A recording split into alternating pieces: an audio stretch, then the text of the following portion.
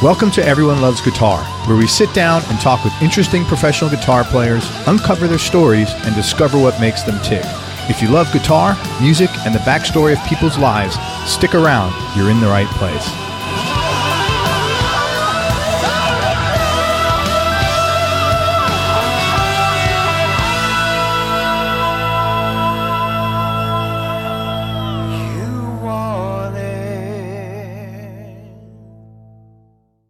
This episode of Everyone Loves Guitar is brought to you by Taylor Guitars and their new Grand Pacific Round Shoulder Dreadnought. Powered by Taylor's breakthrough V-Class bracing system, the Grand Pacific gives you a warm, seasoned sound with clear low-end power and notes that are stronger, longer sustaining, and more in tune with each other all the way up the fretboard. Make sure you check it out online at taylorguitars.com, then go out and play one today. That's the new Grand Pacific at taylorguitars.com. Did you know if your instrument or any of your gear is damaged, broken, or stolen outside your home, your homeowner's insurance policy will not cover any of it? That's right. Homeowner's insurance only pays if something happens inside your home. But Music Pro Insurance insures all your music gear, no matter where it is, anywhere in the world, even when you check it in as baggage on an airline. Here, let me give you some examples. Let's say you're in a car accident and your equipment is damaged, you're covered. Your kid pours apple juice into your amplifier, covered. Someone spills beer all over your pedal board at a gig somewhere across the world, boom, you're covered. Any kind of theft or accidental damage is covered, even water damage from hurricanes and breakage from earthquakes. But here's what makes Music Pro really different. They're not going to argue with you over the value of your instrument or make you run around looking for receipts when it comes time to paying your claim. They know exactly why your vintage instrument is worth 10 times more than a new one. Plus, all claims are typically paid and fully settled in 24 to 48 hours.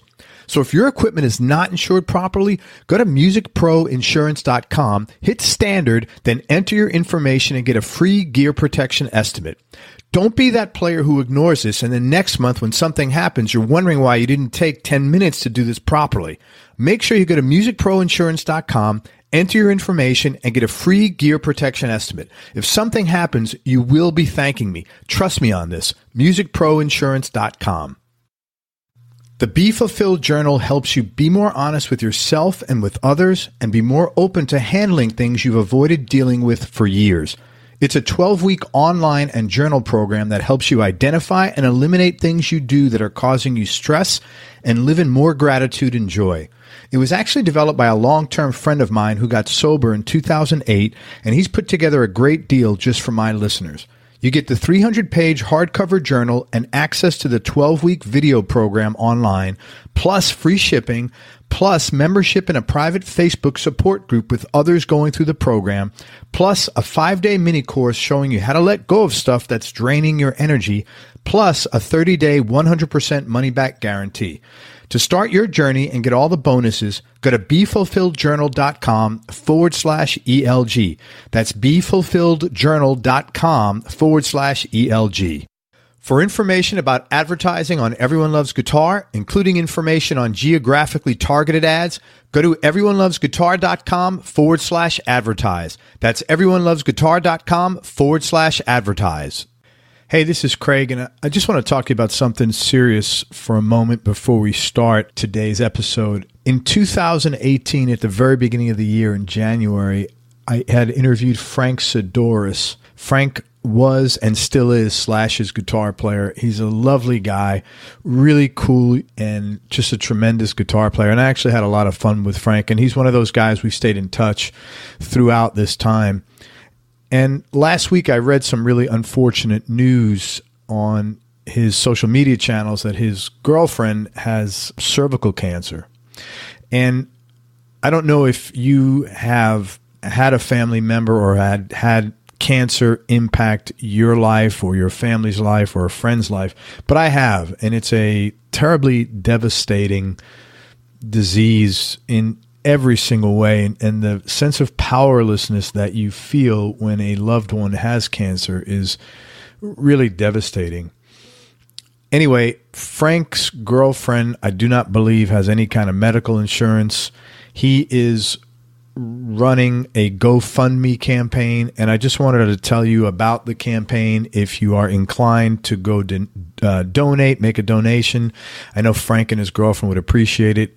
And I just wanted to give you the location of where you could find that campaign. The best thing to do is go to Frank's socials, and his Instagram and Twitter is both at Frank Sidoris, and his name is Frank, FrankSidoris. And you can also find it on his Facebook page, which is facebook.com/Frank Sidoris. Again, FrankSidoris. Any little bit you're willing to give will help those guys out. And I'm just going to run this message for this week to help Frank and his family out. And whether you've been impacted by cancer or not, I certainly thank you for listening to this, and I wish you nothing but good health. So now let's get on with the show. Hey, everybody, this is Craig Garber. Welcome to Everyone Loves Guitar. I've got a really cool guy that we're with today, and just an amazing player, a very unique player with the one and only Mike Dawes. Mike's an English fingerstyle guitar player known for composing, arranging, and performing multiple parts simultaneously on one instrument using very unique techniques. Basically, it's like if you take three guitar players, somehow Mike does that. I don't know, and maybe he'll clue us in. He's got 2 solo albums. In 2013, he had a great album called What Just Happened, for which he did a world tour visiting over 30 countries in 5 continents, including performances on the Great Wall of China and at the Troubadour in Los Angeles. You couldn't have 2 more diametrically opposed places, I don't think. As well as the first fingerstyle guitar concert in Lebanon's history, which is really cool. Man, I don't want to. Is it Era or is it ERA? Your second record? Well, yeah. I mean, I would pronounce it Era in English. Era. But how would you pronounce it in the States? Era? I mean, I don't know. It's open to your interpretation. Okay, it's Era. Let's call it Era. Let's pretend we're all in England. If I asked my wife, she'd say Era. Mike's second album was released independently on his own record label in September of 2017. The lead single was a one-man cover of Metallica's song called One. And this is real. I got to ask you, I don't know where I got this from, but each time I read it, like one article said it had 20 million hits. The next one said 30 million hits. The next one said 40 million hits. It was like, but I didn't want to, I had to stop reading. It'll be like 200 million hits. How many million hits is a total? I don't know, man. Well, that particular video went kind of crazy because, Metal Hammer magazine, which is sort of like a metal music publication over here in the UK. So they launched the original version, that I did. So I kind of let them upload it, and that went like crazy viral. But then, can I swear on your podcast? You could fucking bleep it out. Swear as much as you want. Excellent. I was just say a shit ton. Not too bad, but a shit ton of other publications then kind of also posted it. So I think maybe it consolidated all together. I mean, the Metal Hammer one did like 30 in a week. Holy crap. And then I think Classic Rock did one, and I actually uploaded it much later on, and the YouTube one, and I don't know, man. I mean, I think back in the day, I used to really focus on those numbers because that would sort of correlate into even your opportunities with bookers and things like that. But nowadays, I mean, dude, if a cat sneezing can get like 100 million views, it's like the only reason you want to know, the only reason you want to know those numbers is for like, you know, your bio and like your mum. Yeah. Mom, so I think it's like 300 million hits. Let's call it that. Let's call it. I think it's definitely not that. I think I would say my best guess right now is in total it'll probably be like 50 or 60 or something like that for that tune. But that's between like Facebook and YouTube and other stuff. But it was crazy. I mean, like that particular upload, people really responded to in a very positive way, I think. And it was funny because I'd been working on that particular tune for about 10 years on and off, which people don't know. I actually started that at school, but I didn't really have the chops to kind of finish it. Wow. And I kind of revisited it for this second record and kind of put it out there. Not even it wasn't even supposed to be a single. It was just like I was in LA. I shot a video for another tune from that record, and I had such a good rapport with the video guy. He was just like, "Yo, I'm free tomorrow. Do you have anything else?" And we just went to an old warehouse and shot it, and that was the one that took off. You know. Wow, that's the you never know. Happiest accident you ever had, right? Yeah. I mean, don't get me wrong. I mean, I'm pretty stoked on how it turned out. You know, I think you always have a little bit of an inkling as to what will resonate with people when you create it, but you might not know until you see the finished thing. You know what I mean? But I mean, the videographer was fantastic. A guy named Randy Edwards, who's now out on tour with a bunch of metal. I think he's out with Disturbed right now, or Nickelback or something, kind of shooting them. So he's definitely done well, and rightly so, because he's a wizard with the camera. Did the guys from Metallica reach out to you? I know they've seen it. I haven't had any direct contact, but through various sources and friends and colleagues, I know I know Kirk has certainly seen it. James Hetfield's page shared it, but I don't know if that's run by him. You know what I mean? Yeah. I doubt it. But I think he re-uploaded it, or his page did. But I mean, dude, who doesn't like Metallica, man? I mean, they were like my childhood band growing up. So just to know that some of them have seen it is pretty cool. Well, it's a great version of that song, man. It's really nice, and it makes you feel good just to listen to it, because the way the vibe is on that, man. So well earned. Again, that song gained the attention of the entire progressive metal community worldwide, and this was, I found interesting. It says a fan base often present at your concerts. That was interesting. That you have a lot of progressive metalheads at your concerts. Well, for the benefit of the tape, as they would say on an old English cop show called The Bill, I look like a metal dude. You do. You do look like a metal dude. I mean, I grew up in that world, man. I mean, my first concert was Iron Maiden, and I've been, into that scene forever. And some of my closest friends are in not just metal bands, but prog metal bands. I mean, there's a band called Periphery who I'm extremely close with as an individual. Mansoor, what's his? Misha? Misha, yeah. All those guys, I've known them for a very long time now. We've shared a lot of adventures. In fact, I met so the current guitar tech who I brought into the Moody Blues family. Maybe this is something we'll get into. I also play guitar for Justin Heyward from the Moody Blues. I brought him in because I met him on tour with Periphery. He was Periphery's guitar tech at the time. So we're kind of swapping out crew guys. Yeah. And it's a big family, man. And I did some shows in Australia and at the Roxy in LA with a guy called Pliny, who's an Australian prog metal guitar player who is just crushing it. And he's a very, very, very, very innovative musician. And I can't really speak highly enough of that whole group of people as people, but also as musicians. They're really moving things forward for instrumentalists. And what's that guy's name? The Australian? Pliny. Plini. You'll love it, man. Awesome. I mean, this guy is always on tour with those cats, Animals as Leaders, Periphery, all of those kind of bands. Very kind of almost Satriani-esque, but more progressive, kind of melodic guitar playing. We did some stuff together. He brought me out to open out in Sydney and Melbourne, which was wild because I could say the C word and the audience just love it. You're serious? Like in America, it's like, yeah, because in America that's like the worst thing you could possibly say. But in Australia, it's just like saying hello. It's amazing, and my guitar, you might be able to see on the video here. Oh, awesome! My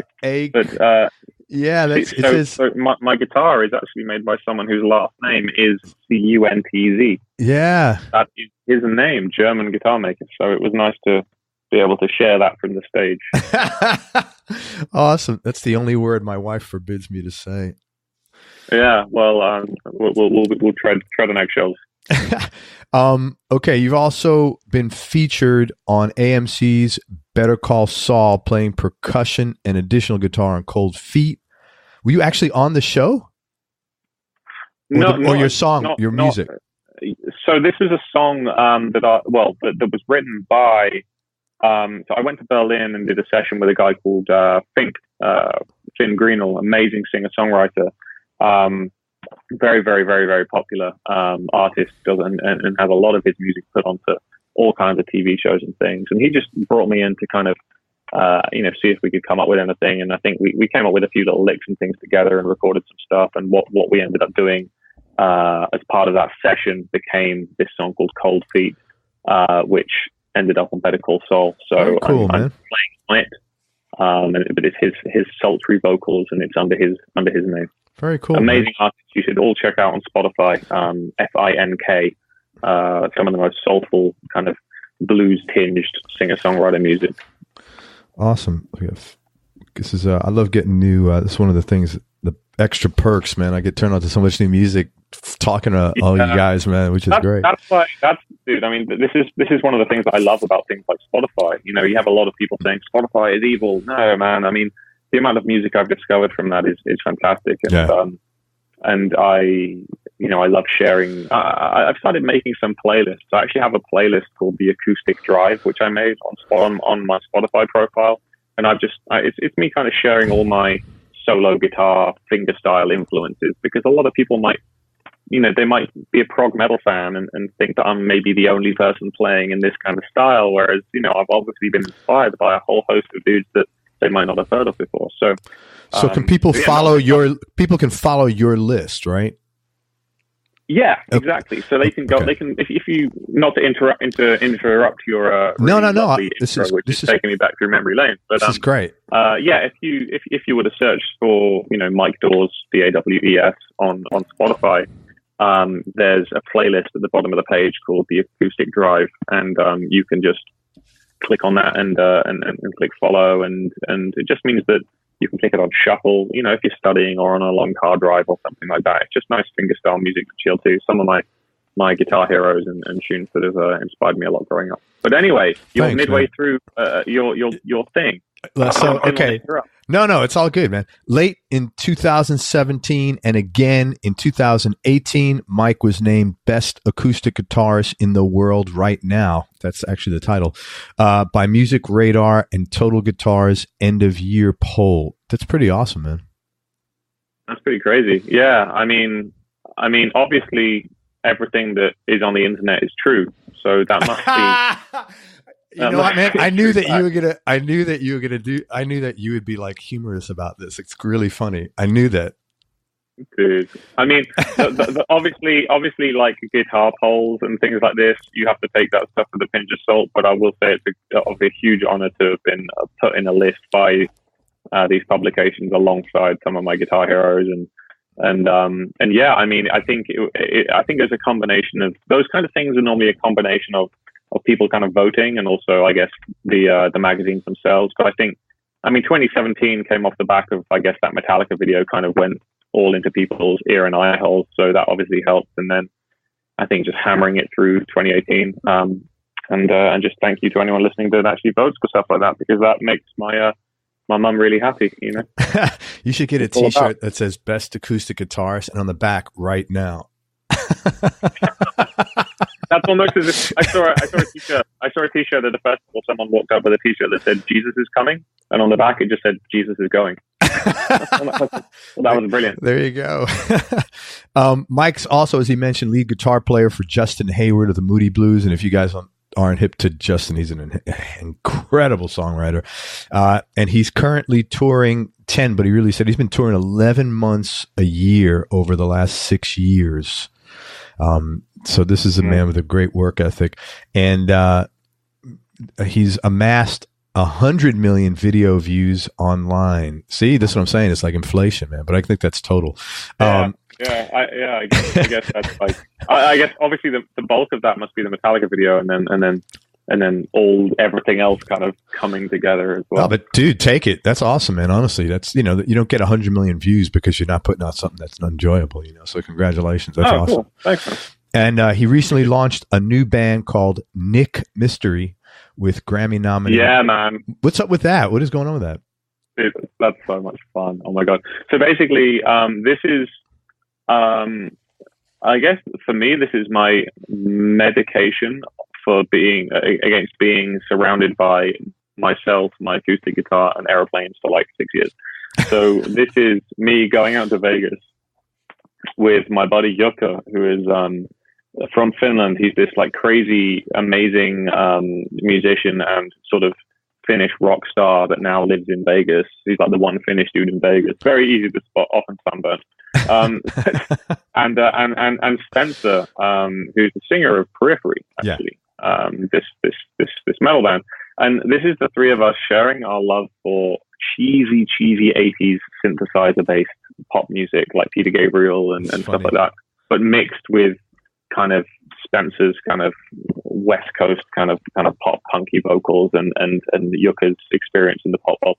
And we have a whole album that we're cooking, but the Periphery machine is kind of in full swing right now. So sometime later in this year, we'll drop a record, and it's just made with fun and love and hangs and good times in Las Vegas between all our respective day jobs, as it were. You know. Yeah. I think it's really important. This is why side projects are so important to people. You know, and the funny thing about this side project is it's so completely different to anything that any of us are doing that there's no like fan crossover. It's just like done for the love. It's like if we were going to be saying, oh, hey, let's capitalize on our fan bases and make something where we could, you know, that's not what this is at all. This is, hey, what's something that we've never fucking done before, you know, and doing it for the fun of it. And that's what it is. It's pure fun. It's sun-tinged 80s retro pop with the occasional shreddy electric guitar solo, which is obviously something that I never get to do in my quote-unquote day job. So you're playing electric here and acoustic, or just electric? Just electric. That's really cool. Anything.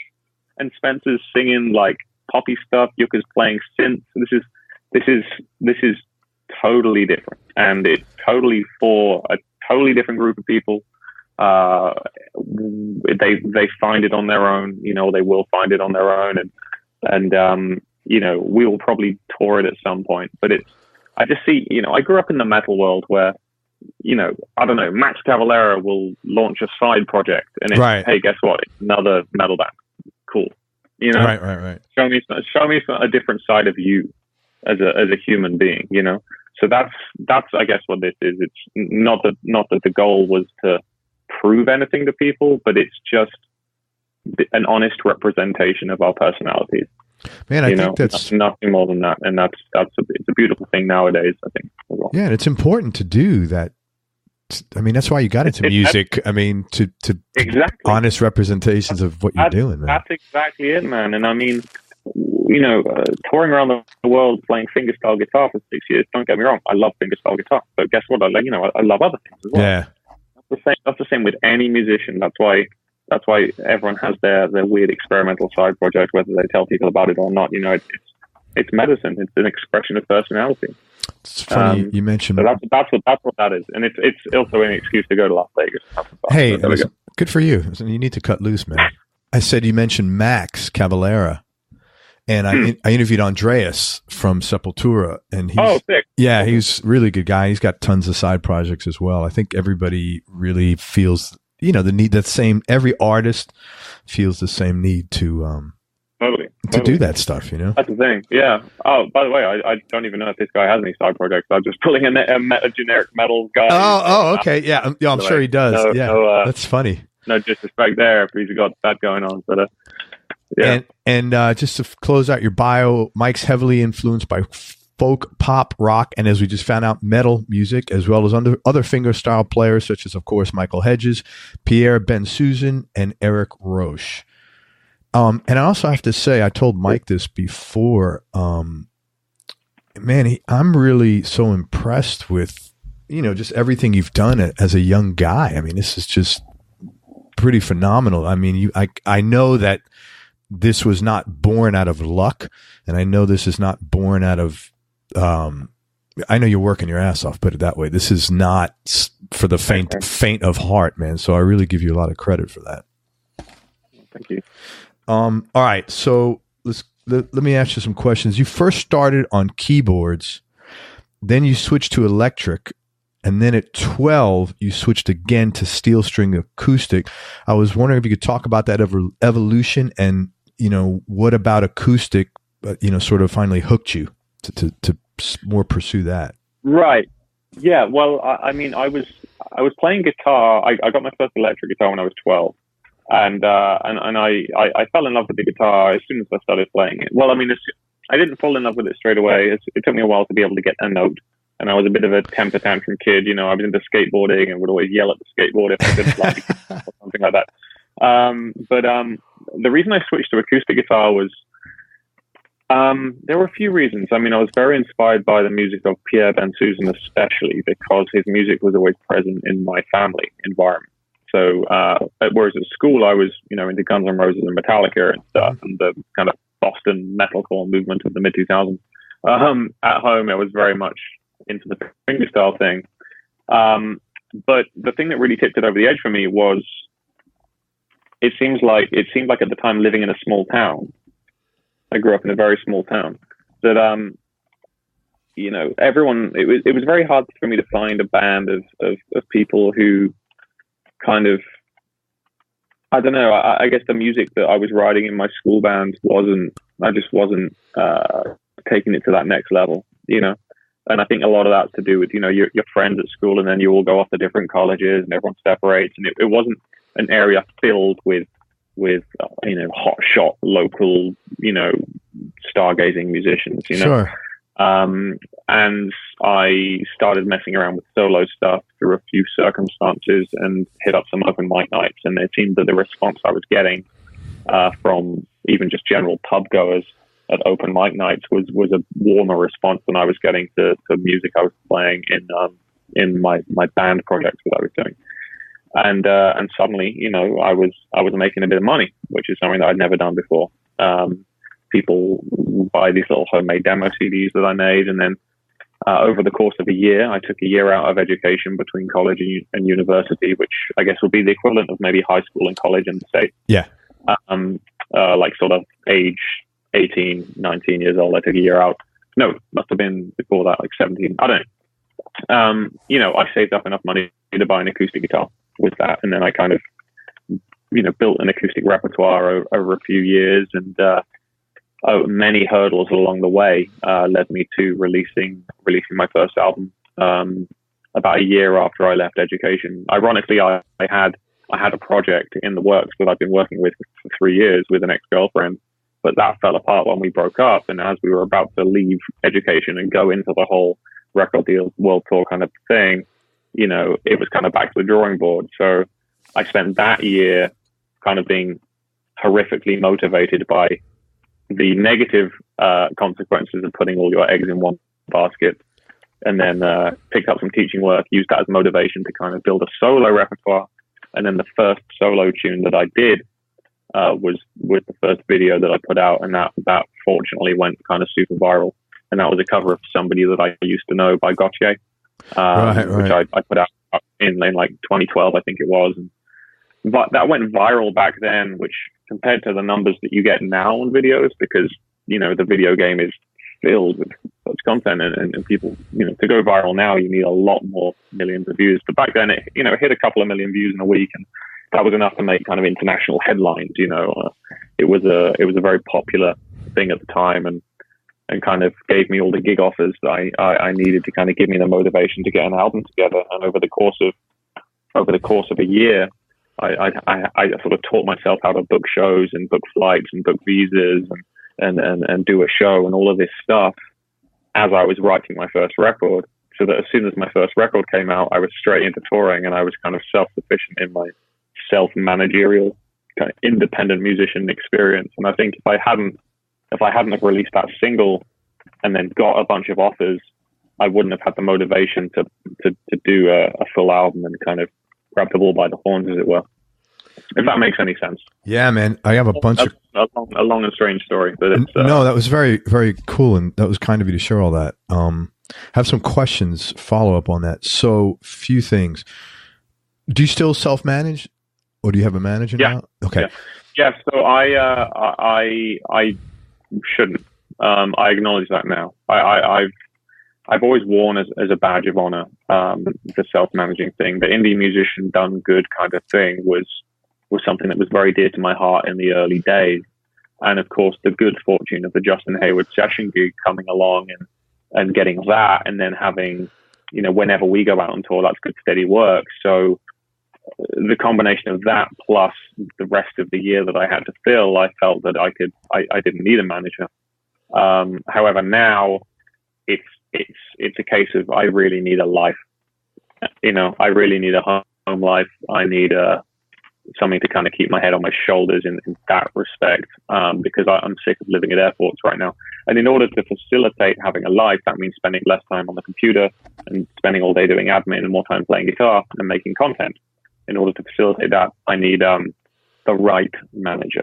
I'm fine self-managing right now, but if the right manager comes knocking, I know I'll have a serious talk about it, because it's something that I'm kind of considering a lot more strongly now. Yeah. As I turn 30, you know. Yeah. No, I mean, I told you this before. I'm just like, your awareness is really awesome, man. To you know, it's easy to not realize you need a life till you're like 50. To be honest with you, it is, and then you're like, holy. But then it's like you lost a lot of time. You haven't lost any time, man. So, which is great. Yeah, I mean, that's the thing, man. It's I love the touring. I mean, I put traveling and music on the same level of what brings me happiness, you know. And I've been fortunate to go to so many cool places. I think because of that, because of all those ticks on the old bucket list, that gives me a bit of perspective as to, okay, well, let's enter my 30s. What is it that I want now? And what I want is to give the people more music. You know, because when you're on an airplane or you're in China, you can't be writing and producing music. You know, so the lifestyle changes I'm going to make this year are directly in order to give the people more music. Essentially. It's good that you're thinking about what you want. That's a really, really important thing for everybody, I think. Also, you had this breakup with your girlfriend, and you somehow used that as a driving force to put a lot of shit together. And what was behind that? Like, what in you made you look at the problem like that and almost say, you know, fuck it, like righteous indignation, you know, I don't know if it was righteous indignation, but you know what I mean? Like, what you turned the negative and like drove forward. Why? Well, I guess part of that would just be, you know, realizing your own drive as a person, but also, don't get me wrong, like, it was a very negative situation, and there was a long, you know, multiple months of feeling totally sorry for myself, you know? Sure, yeah. However, this came at a time where I had just left education, which meant that from the day I picked up a guitar, age 12, I knew I wanted to play guitar for a living. Going all the way through to 21, and then suddenly having, oh no, that dream is over. That didn't really compute, because this was supposed to be the start of your life, you know? Yeah. So as soon as you acknowledge that, you know, this is where life is supposed to begin when you leave education, that was certainly motivating. But another factor was that particular song was the right song at the right moment. Like, that song is a breakup song, as lame and kind of, you know, self-reflective and emo-y, grungy as it sounds. It's that at the time was like the world's biggest breakup song. Okay. You know, and not to mention that, but the technical challenge of funneling energy into improving my chops was set to me by my sister, who at the time sent me a video of a band called Walk Off the Earth, who had covered this same song, somebody that I used to know, but as 5 people all playing on one guitar. This was a very big viral video at the time, you might remember. Oh. So they had this huge viral video, and I was sort of set the challenge by my sister of, I bet you can't play all those 5 parts as just you on one guitar, right? Holy shit.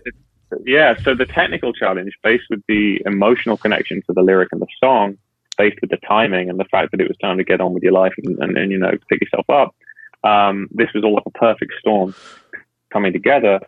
So from conception of idea through to recording and producing the actual video, it was only 2 weeks. It was a very quick process. I mean, it took like a week and a half to just shed this song and practice it. Then I was just like, record the video, boom, boom, boom, sent it to the label, and they were like, nah, we don't want to release this because we're kind of, we think people are kind of sick and tired of this song, or whatever their reasoning was, I don't know. But I basically convinced them. I said, look, this is a finished product. Like, all you have to do is click upload on your YouTube channel, and that's the deal. And I signed over what I signed over to them in order to make that happen. And then click, went super viral, fortunately. And I've been friends with the songwriter ever since, actually. Gautier, the guy that wrote the song. is a fan of the arrangement. He's since come to see me play in Brooklyn a few times, and it's a good time. It's a small world, man. Yeah, man. It's amazing that, like the individual serendipity for each of these things, and then to happen all at once. I'm always blown away by, it's almost like, and I'm not like any bit religious, but there's some force sometimes that, causes all this shit to happen, Yeah. It's pretty cool. That's great, man. Yeah. Everything worked out. I mean, I've had regrets and speed bumps along the way, but the way I think of it is, if you're happy today where you are, then you can't really regret anything. No, I agree with you. Right now, talking to Craig, it's a good time. We've got coffee. What? Okay, so also, and I hope, and this is probably gonna be the only question that you get asked a lot. I'm sorry. How did your playing style evolve, but not technically? What was your motivation to develop this style? Like, was this something you had heard in your head, or? Right. Well, at the time, I mean, obviously there were other players that were doing similar stuff, and you have to draw your influence somewhere. For me, the love of playing music on an acoustic guitar with your fingers, even in a very traditional way, was very much dear to my heart through players like Pierre Van Susan, and then I since discovered Michael Hedges through him. However, there was a guy there were two people that kind of encouraged me to kind of really experiment with the percussive element and the extended techniques, and that's the late great Eric Roche, who you touched on earlier, who was a big figurehead in the UK. He didn't really do much outside of the UK, as far as I'm aware, at least not on the scale of his influence, but he was a figure around the area I was growing up in. Okay. He was a teacher at a local music school, so everyone kind of said, "Oh, hey, you sound a bit like Eric. You should check out Eric," But then it also came down to the music I was listening to, and a guy I've since become very, very close friends with, because we've toured all over the world together, a man from Finland named Petteri Sariola. That's PETTERI SARIOLA. He plays. He was the first player I saw to take a lot of those percussive elements, but take it to a very, very different place, and really use them all to service the song, and let the groove be the essence of the song. And it was it was the first time I'd listened to a player that made it sound like a band was grooving, not just saying, "Oh, here's the bass drum, here's the snare," but really an all-encompassing groovy song. And this is back in the MySpace days, where we'd hit each other up on MySpace, like, "Hey, I love your stuff. Hey, I love your stuff," or sending each other CDs and things like this.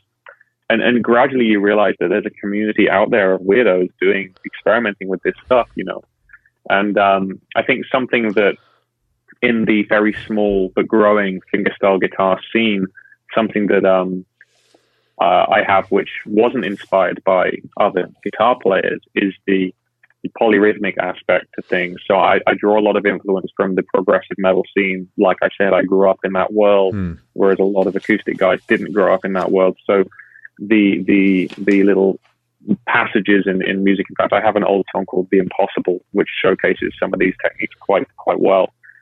This was brought in through listening to bands, even like Dream Theater or like Meshuggah and stuff like this.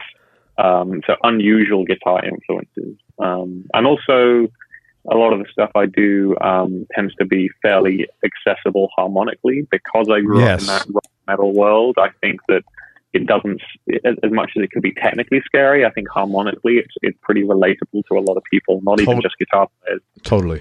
So that's another element, I suppose. That's strange. I've never really analyzed that before, but I don't know. I mean, it's always nice when someone says that, I have a sound. If someone says, "Oh, I heard an acoustic guitar player and I knew it was you," that's the goal. Yeah. Well, you definitely have your own thing, man. It's extremely unique. Thank you. But the interesting thing is that I would never think that, because I can never be objective about what my sound is. Sure. Having all these influences and all of this, So I can hear that I certainly have songs that sound more like other players than other tunes, for example. Yeah.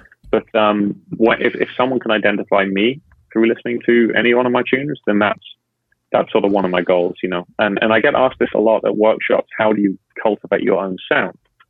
And it's not like you wake up one day and say, I want to be the guy that does this one specific thing. It's an amalgamation of all your life experiences, everything down to where you grew up and who you mixed with and the kind of musicians you played with and the kind of music you listened to. So I do want listeners to know that if they're fretting about this, if they're trying to think, hey, what makes me unique? Just know that they're already more unique than they know. You know, they're just not objective about it. That's cool, man. Well, not only do I think you have your own sound, you actually have your own tone. Like, when you're playing an acoustic, it's different from, I don't know if you know, like Ben Lacey. Oh, dude, Ben Lacey is the man. Yeah, he's great. I had him on the show. To be fair, no one in the world sounds like Ben Lacey. But it's different from Ben Lacey, from Vicky Genfan, from I've interviewed loads of Charlie Hunter. He's a very yeah. But I saw him play very close to here last year. Actually, amazing trio show. Very very good player. Yeah, but Ben Lacey, I was with him a few months ago at NAMM. Yeah. In fact, the funny thing is, I have an arrangement on my first record, an arrangement of Superstition by Stevie. And the way I'm playing that, I don't really have a professional video of it out on YouTube, but if anyone goes onto Spotify and searches like Mike Dawes Superstition, the techniques that I'm using were very much inspired by discovering Ben Lacey on YouTube around 2006, 2008 or something. I sound nothing like Ben Lacey. Reflecting back on it, I sound like me. Yeah. But what I know is I was trying to sound like Ben Lacey when I was doing this, right? But still, I mean, even as I was trying to sound like him, I sound like me. So this is another thing. Even if you go out of your way to try and imitate someone's style out of affection, don't be bummed if you don't quite make it, because you'll still contribute to your own voice, and people are going to be trying to imitate you in the future. Which is great. Which is great, yeah, absolutely. I mean, innovation is better than imitation, for sure. But you can reach innovation through attempted imitation. I've never said those words before, but it sounds kind of cool. Maybe someone should put that on a t-shirt. Yeah, innovation is better than imitation. I like that. Hey, what made you set up your own record label for the second album? Right. Okay. So, well, first of all, I created when I say record label, it's in parentheses. It's basically a name and an imprint and all the back end digital record keeping and stuff. Okay. So I named it Q10 Records, and that was actually for a bet. My friend Wilson, who now works at DiMarzio Pickups. Wilson Beverage. What? He's everywhere. Get out of my life, Wilson. If you're listening to this, I love you. So funny. Wilson Beverage. Oh man. So I just met him recently. That's really funny, man. What? Oh man. He's my buddy from back here, and I brought him over to NAMM, courtesy of the DiMarzio Pickup Company, who were bringing me to NAMM. And I guess I introduced him to Cristiano DiMarzio, and one thing led to another, and now they're married in Brooklyn, and now he's the king. I mean, he was always the king, but on one of these trips, he bet me I wouldn't name my record label after his eye moisturizer, which was made by Nivea Q10. So that's where the Q10 Records came from. Awesome. So yeah, I mean, wait a minute. I'm noticing a pattern here. Like your sister said, I bet you won't be able to play this song. Wilson says, so. Yeah. I'm a sucker. You're a sucker for a bet, man. For a challenge. That's good, man. Yeah. Well, we'll see. But next time you see Wilson, ask him about. Well, no, I won't play on here. But he's a sucker for a bet as well. Let's just say. Okay, I'll ask him about that. He's a good guy. But the reason that I did this was because, I mean, I wanted to be. I'm a control freak, and I think it's the same reason you do your own thing here, man. It's controlled, and it's distribution is very much nowadays. It's not a hard thing for an individual to handle.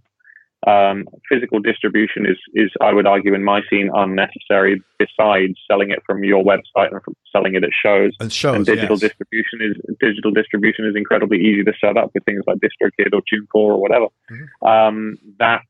When I did that, not that I have anything against the label I was with in the past. I mean, candidly Records are an incredible pillar of the acoustic guitar industry, and they released my first album, and we have a great relationship. But I kind of decided to do the independent thing for the simple reason of, I mean, I made the cost back in the pre-orders, that, and then I wasn't tied to a deal. It's a financial decision, and it's also looking forward. I mean, Spotify announced recently that they're giving a lot more control, or they're going to give a lot more control to individual people uploading, even directly. And when you can go in and see your stats, you can see where your fans are. This is not privy to the record label only. This is something that you can access, and we're definitely moving into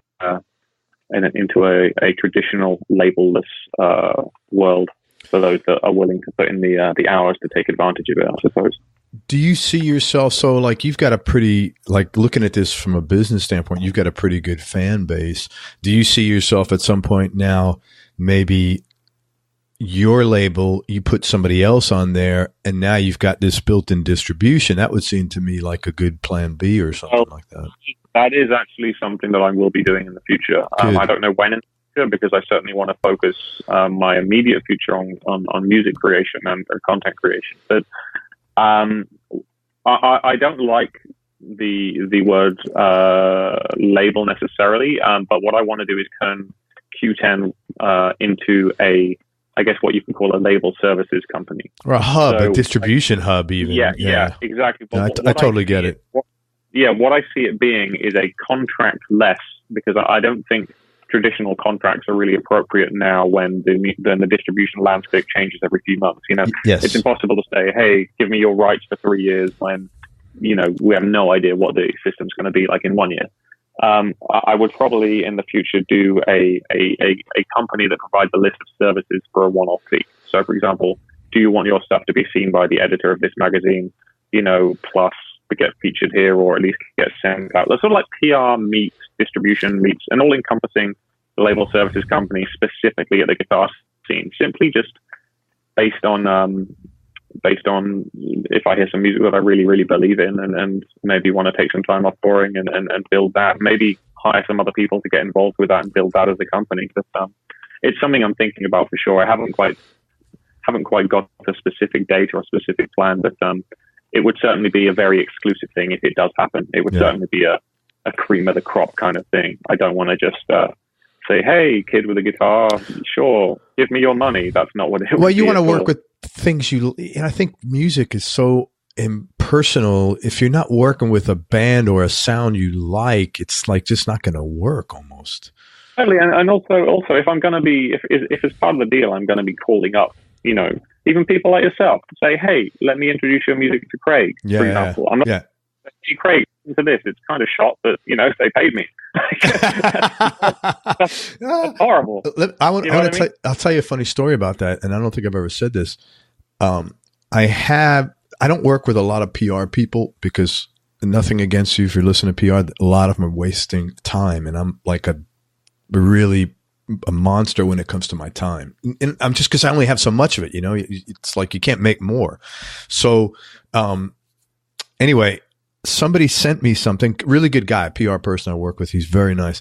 And I listened to the record, and it was awful. And I just called him up and I said, man, I can't have your artist on my show. And he goes, why? I said, because I thought the record was awful, and I thought a couple of songs were like directly plagiarized from, oh, really? Yeah. I mean, it's like from some major hits. And I'm like, I couldn't believe that there was a cover in his own name in there. And I said, I cannot promote this in good faith, because I'm not being genuine with myself, even, let alone with thousands of people listening to this, man. So I totally get that 100%. Now that whether that was an oversight or just even a difference of opinion on that particular PR person's part, that let's say hypothetically, without naming any names, that it was just a case of someone taking the money, and saying, you're a young band and you want to give me money to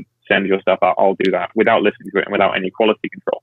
I think a lot of that is that mentality is becoming a big problem as we see a huge rise in quote unquote influencers in all aspects of what we're doing. Like I get hit up. I mean, I don't have a astronomical following. I'd say most of my following is actually boots on the ground, mainly in the States, rather than online when you compare, much bigger guitar players who have been doing this longer. But I still get hit up by companies saying, hey, can you promote our thing on your channel and we'll give you some money or whatever. Yeah. And I don't know if it's because I'm English and we just don't do that, or if it's just I don't know what it is, but it really doesn't feel good to say yes to something like that. However, for example, a company, I said yes to a company sending me out something on the basis that I live with it, use it for a while, and if I genuinely love it, I'm happy to tell people about it. You know what I mean? Yeah. That's a very, very different thing. And I just wondered what your thoughts were on that, actually, just because I see a lot of people, suddenly they'll be wearing, horrific, Adidas fluorescent tracksuits because Adidas slung a bunch of cash. So for Americans, he's saying Adidas. Oh, sorry, Adidas. Yeah. You know what I mean? Yeah, we call it Adidas. We say Nike as well, not Nike. And that's funny. I don't know, man. There's probably a whole bunch of other stuff. We have beans for breakfast as well. You know what? My wife still eats beans and toast beans for breakfast, like all the time, and every day she's freaking cooking roast potatoes like literally almost every day. That's good stuff, man. Yeah. You're a lucky man. I am. Beans and toast. I remember I was eating beans and toast like when we first met. I was like, this is the coolest thing ever, man. I've never even heard of this. And she goes to the English store and buys the proper Heinz beans, not like American beans. I love how it's like the English store and buys the German beans. Yeah. Which is right. She's got good taste. Sorry, I went off on a tangent there. No. It's been on my mind, and I see everyone around me, monetizing, Instagram posts by selling things to these kids who don't know any better, and it just turns my stomach, man. It really does. Unless you are in love with the thing and you use it every day, it's just maybe I'm just a stubborn. Maybe I'm turning into like an old man who yells at cloud meme or something. Get off the grass. But yeah, exactly. Yeah. Those kids with their skateboards. Yeah. I think it's funny because I follow, being from New York City, there's a lot of people on Instagram I follow that just take cool pictures of New York or street photography. And man, some of my favorite Instagrammers are things like that for sure. Yeah, right. So there's a woman there, and it's like very random. All of a sudden, she'll have a picture. It's like totally out of character, a picture of breakfast. She goes, man, I really love these Lender's bagels or what. And I'm like, come on. That's so overtly a fucking ad. I mean, why not? See, to me, I'd rather you say, hey, this post is brought to you by Lender's Bagels. They're really good because there's exactly. If you as a guy who's been in marketing for 20 years, I always give my audience, just my approach is I think people are not stupid. And I'd rather be open and transparent about something of saying, hey, so-and-so company sent me this pedal and I checked it out and I actually like it. And let me show you why. Yeah, exactly. But if you actually like it, if you don't, me personally, like that record, I wouldn't say, I liked it just because the guy wants to come on my show or as a guest, or it wasn't even a new artist. It was it was his 12th album and he had a pretty big following. And I was like, I'm just not, this is fucking awful. There's no way I'm going to tell people I like this. Cause I felt duplicitous. I don't lie to, myself. Why am I going to lie to other people? Right. So, I think if you enjoy something and you can promote it and it's a win, go ahead. Exactly. It's, I think a certain element of this must be the fact that, yourself and myself, we are behind the curtain somewhat in that we produce things for people and we see how the back end works more than, say, my 12-year-old cousin. Yeah. Right. However, I know that, when you see some, Kim Kardashian with a freaking specific brand of yogurt, I love this yogurt. I mean, come on, like, right. How many people are viewing that as gospel? I know that legally now you can get in trouble for not saying it's an ad on Instagram. I think you have to do like #ad or something like that. I think there's a documentary on Netflix about the Fire Festival, which was a festival that sort of never happened, and all of that. You know the story, and I think how these supermodels were promoting this festival without saying that it was an advert. I think that was part of what changed those rules. I might be wrong. In fact, talking about people paying for posts, I won't name any names here because I don't want to get anyone in trouble, but a friend of mine works in the movie industry and mentioned that somebody that they knew, a significant other of a very wealthy individual, paid I don't want anyone to like Google this and find who I'm talking about. Multiple millions of dollars for a particular celebrity to post an Instagram picture saying, "Oh, I'm here hanging out with my friend." Yeah, I mean, this is a little nutty. There's just a fever to, a lot of people are just really turned on by that. Like, I'm not. Need to be loved. Okay, but that goes to what we talked about earlier before we started the tape about there's a certain template that people that want rock star visibility have to follow. And one of the things is, this is just my opinion, and having worked with loads of as a consultant over the years, that template is driven by an extrinsic factor of ego. Like, you have to it has to be important to you to get likes, or you know what I'm saying? If it's not genuinely important to you to get those likes, you're going to have a hard time reaching rock star status many times. You have to be ego. And I'm not saying it's bad. I don't give a shit. I'm not confrontational. I'm not like one of these guys where I want to be disliked, but like, I'm doing things that I feel good about. Yeah. And if they're letting your body of work speak for itself. Yeah, I mean, if there's enough people out there for everybody, that that someone will be attracted to what you're doing if you're doing consistently and if you're enthusiastic about it, I think. Anyway. Yeah, totally. I saw Steve Lukather, obviously the legendary Steve Lukather, posting something on Twitter about how he thought he should ban the comment section on YouTube, and I'm kind of thinking, yeah, I mean. Why not? And then people are saying, "Oh, but what about all the good comments you get?" He's like, "I don't need good comments to get me through the day." Who's that for? I just spoke with him yesterday. He's going to come on the show next month, and he's pretty. Awesome. Yeah, he's a pretty funny. He's a pretty funny guy, actually. But yeah, I've never met the guy, but obviously he's a hero and an absolute legend. Yeah, he really is. But yeah, I think.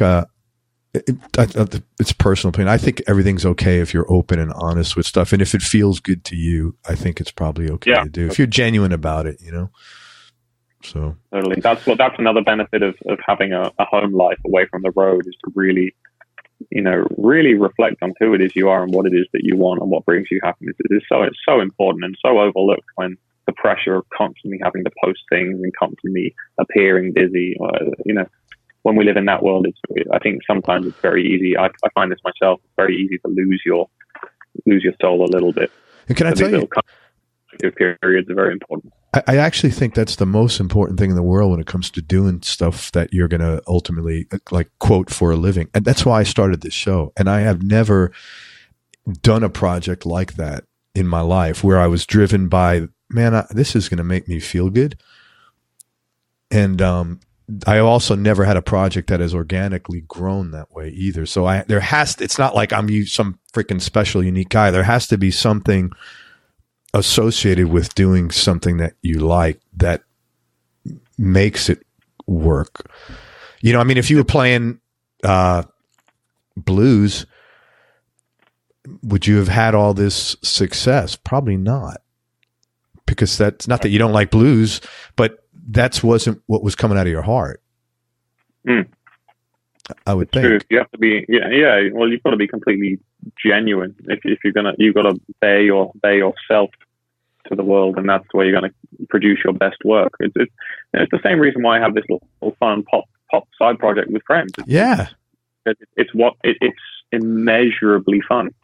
You know, it's a different world and a different aspect of our personalities, all of us for sure. And Spencer's the freaking screamy death metal Rockstar frontman, yeah, and here he is doing freaking Peter Gabriel covers and stuff. It's great, man. Which is great, Totally. Hey, sorry, we're totally riffing. No, that's what this is all about, man. No, this is totally cool. I was curious, what are some of the more important takeaways you've gotten from working with Justin? Because, man, what a songwriter and a talented guy he is. And anybody listening to Justin Heyward from the Moody Blues. And you have a great, you're working your ass off because you're opening for him, and then you're playing. Yeah, you're like the Warren Haynes of acoustic guitar, man. Well, first of all, and for anyone listening that comes to those shows, I know when this is up, I'll be linking it to the Moody Blues fans. So hello, Moody Blues fans, if you're listening to this, because they are the best fan base in the world, man. It's crazy. They are just immeasurably supportive. They got a great taste, obviously, Moody Blues, classic band, great song.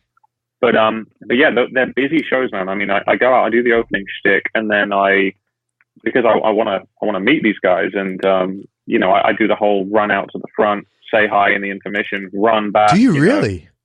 Yeah, run back. I have like 15 minutes intermission between us. I'm spending that in the lobby. I run straight back, do the Justin show. On the last few tours, I've played every single song, and then normally I go right back out to the lobby at the end for as long as the tour manager will let me.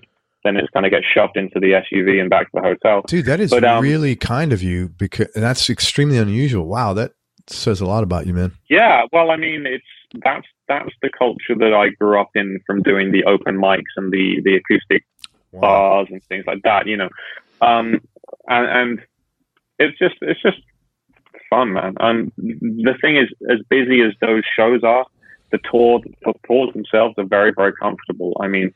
It's a privilege to work with that team, that organization. We have an incredible crew. We're very well looked after. And it's, man, what a great way to see America as well. As a random little English countryside guitar player, suddenly you're on the bus or in the SUV or whatever, and you're playing in everywhere from Des Moines to, LA. It's everywhere in between. I think between the Justin shows and the other US shows that I've done with acts like International Guitar Night, I'll actually be doing a big old US tour with International Guitar Night next winter. January, February, March 2020. Between that, I think I've done like 48 states. That's really cool. What's your favorite place here in the States? I got a soft spot for Montana, actually. It's beautiful there, man. because it's beautiful and it's countryside, and that's where I grew up in. But man, I go where the friends are. If I'm with good people, I have a good time. Talking about Justin, not only is he a fantastic songwriter, but he's actually a monster guitar player. Not a lot of people, Yeah, I didn't know. I wasn't really ready for him being such a monster guitar player until, occasionally 2 tours in, he'll throw a new tune into the set and he'll pick up the electric guitar and then shred. And I'm like, what the hell, man? You didn't tell me you could do that.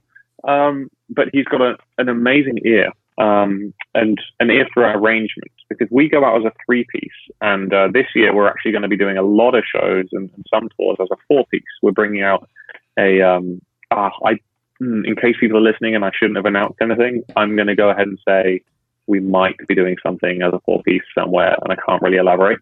But his ear for arrangement is spectacular. Our rehearsals, when we do rehearsals before a tour, he's on his feet from, late morning to like 9-10 o'clock at night, just constantly being like, let's change this one little thing. And to me, it's the kind of thing that would be, let's just leave it. It doesn't matter. No one's going to care if you play, the root or a fifth below the root on that one note. And right. Everything is considered. Everything is, even, at 72 years old, sold hundreds of millions of records.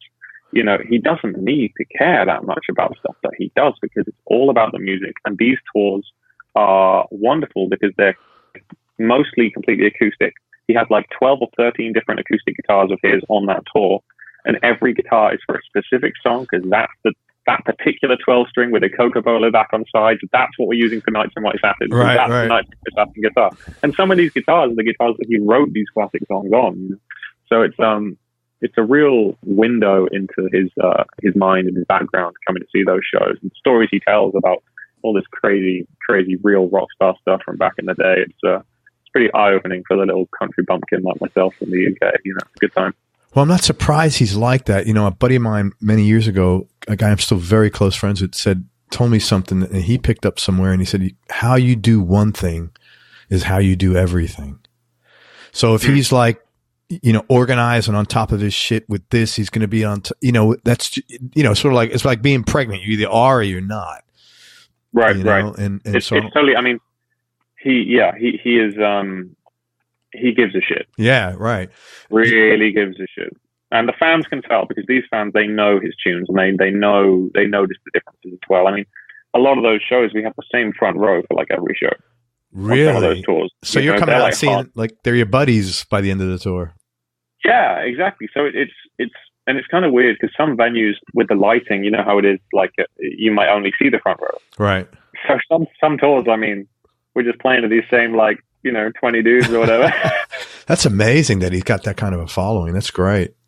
Wow, yeah. That's fantastic. I mean, they got the Moody's got inducted into the Rock and Roll Hall of Fame last year, which was pretty wild. So it was them and Bon Jovi and Dire Straits and the Cars.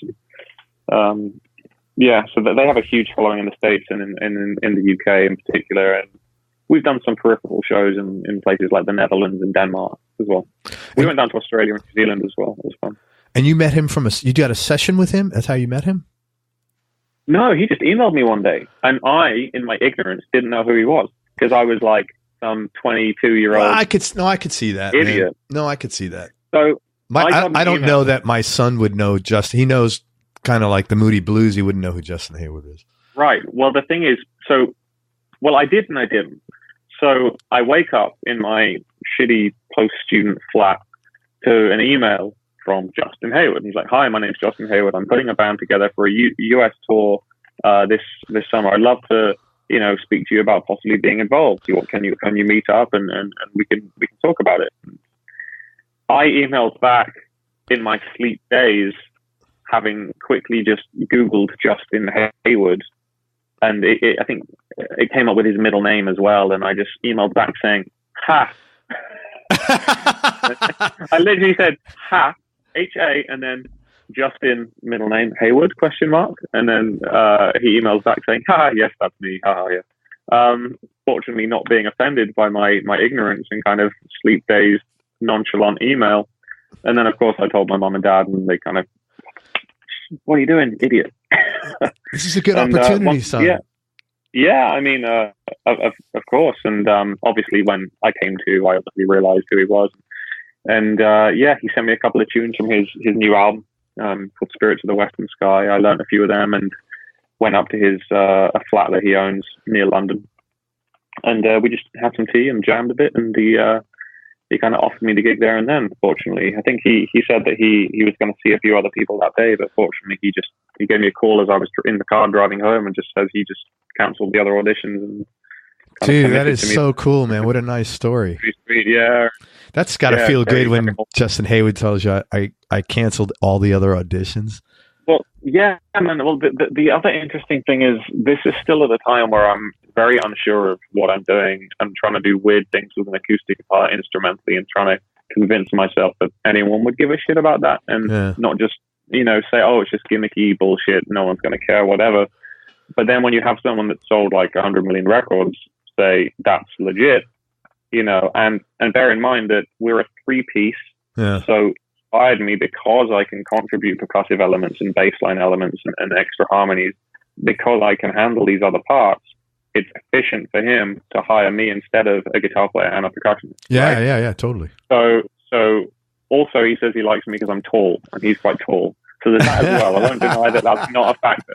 But that's awesome. That is a factor. But I say this at workshops, one man's gimmick is another man's solution to their problems. You know what I mean? Totally. I mean, what's easier, to bring a support band on tour or to have the guy who's in your band also open the show? There's no extra mouths to feed. Right. You could probably get a cheaper deal on the support act, which, is the case. And there's no extra stuff in the trailer. There's no extra stuff for the crew to deal with. Yeah. It's,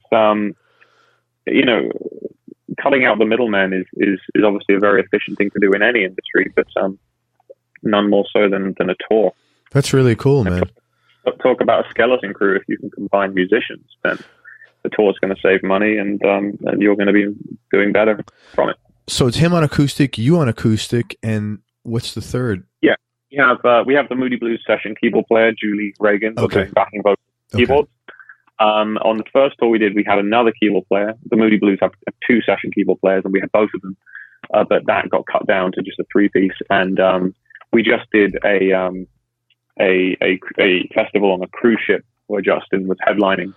It was great. It was Miami and the Bahamas and Haiti, and we played as a 4-piece. We had a flute player coming out as well. So I was doing like guitar and flute trading licks and stuff, which was pretty fun. That's cool. Trying to stand on one foot like Jeff O'Toole and Martin Barr. Oh, Ian Anderson. Yeah. Right. Right. Well, Ian Anderson. In fact, actually, one of the first things I ever heard Justin Hayward do was a trio show in Canterbury Cathedral with Ian Anderson and Bruce Dickinson from Iron Maiden. Oh, so that was a pretty, God, that's pretty surreal. It's on YouTube. It's a pretty interesting thing. But yeah, man, he's the best, and that tour is just so much fun. Everyone gets on so well, and it's great to be a part of history. Being a part of real rock and roll history, not just weird, quirky guitar music. And as I said, I mean, if there's any Moody Blues / Justin Hayward fans listening, sincerely, they are the best fans in the world. They're just so loyal and so giving, and we really, really appreciate their support. Sure. Man, well, I'm really happy for you that you're having this experience. It's just well earned, man. Where did you're obviously like not just a good player, but you're a good entertainer and performer. Where did you learn that from? Oh, well, first of all, thanks. I mean, I think, growing up as a music fan, I was really into going to live music shows, and I always found that I was genuinely having the most fun when the shows actually engaged the audience directly, and it wasn't just a band coming on, playing, and leaving. As much as I enjoyed the band's songs, I really enjoyed that connectivity.